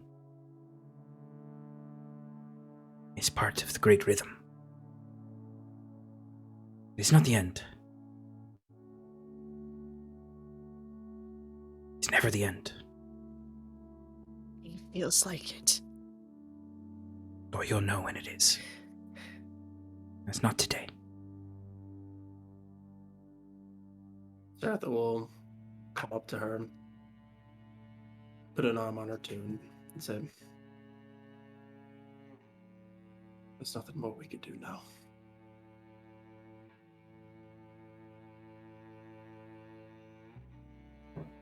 I'm sorry. I'm sorry.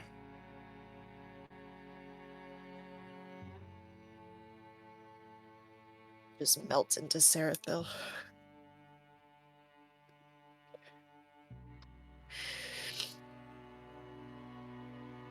The quiet of this moment is disrupted by a loud howl that comes from Lou into the air. Before he looks to you all, and almost with that same rage that Scarlet had a moment ago. No, no. We must fight, we must feed, we must kill. No, this is not right. This is not what Timber put me here for. And you see him dart into the forest as fast as possible.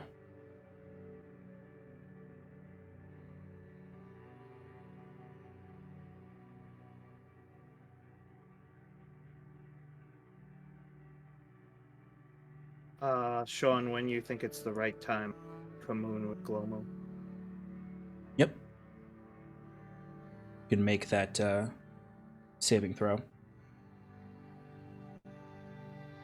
Yeah, so I imagine I Maybe kind a- of just... I'll give you advantage on this, just because it's a Oh, heated moment.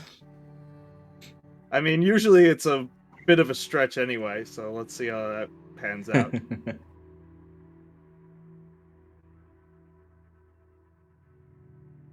Well, that shit ain't working. I got a 9 and a 1, so I'm insane again. Okay. Please. In the middle of the woods. Great. Yeah. Yeah. Sarathil. I was just gonna say, if this is kind of where we're leaving off, the last thing, Mhm. Yeah. as there with Scarlet, kind of just embracing and like tending to her a bit. I imagine Sarathil would look up to the broken moon, and kind of just in his head, just think to himself, he's be like, "I've never been much of a devoted religion. I know so much of you, but I never truly felt your presence, although I do possess your power. I still believe there is something still there. Please, the light is gone now. If there's something, a new beacon to shine to help get through this, please show me you're still there."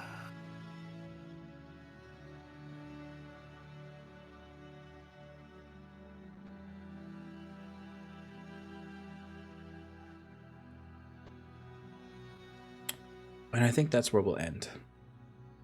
It's fine. All right, folks. Thanks for joining us for this epic battle and sad vibes to end the evening. As Kiran has been taken by the Undying Court.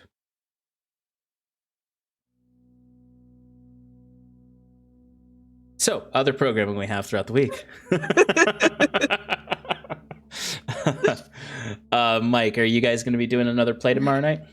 I gotta get, as you saw today, Yeah. streaming stuff is a little bit of a problem. I will be spending tomorrow trying to get it up and running. Cool. And if so, then I will try. It will be Wednesday. Okay, cool. Or do you don't have anything? Nope, I do Wednesday, right? Thursday. All right, so yeah, we'll move it for Wednesday. Hopefully, I can get everything up and running. It will be just Mark and I, because as you can tell, Alex is MIA. Yes. Maybe we'll either play Gloomhaven or maybe do some Sea of Thieves, because we're big into that. Nice. I'll play some Sea of Thieves. Yeah, maybe There you Clay go. will join us too. Exactly. Hell yeah. Thursday night will be relaxing in Paradise. I will be doing some crafting and probably going to play Valheim. I'm fully back in it. If I don't play Valheim, I might try to play Elden Ring. Yes. Because I Don't did even get bother that. with Valheim. Just a matter of seeing if I can actually stream Elden Ring and it not be a laggy mess. Friday night, Shannon and I will be on the Scales Above, season 4, episode 2. Things are just as sad over there. And then on Sunday, we'll have the Sean and Shannon Power Hour, where we will recap this episode. And Guess how many notes I took? Okay, 0. None. None. And we will be back on Monday for relaxing or for Advantage in Paradise to see what happens next for the Wayward Five as their light has been snuffed out. But thank you folks for joining us. Thank you for sticking with us through to the end. We will now be sending a raid off to, I'm going to say we're going to send it to Josh Simons, who's playing Dead by Daylight. I think he's playing with Critical Bard, so that's super cool. Give them our love. And we appreciate you all being here with us in Paradise. Have a good evening and good night. Say good night, everybody. Thanks for Hey, joining. everybody. Right. Oh, that's right. I have to end the stream. Yeah, you Good night, everybody.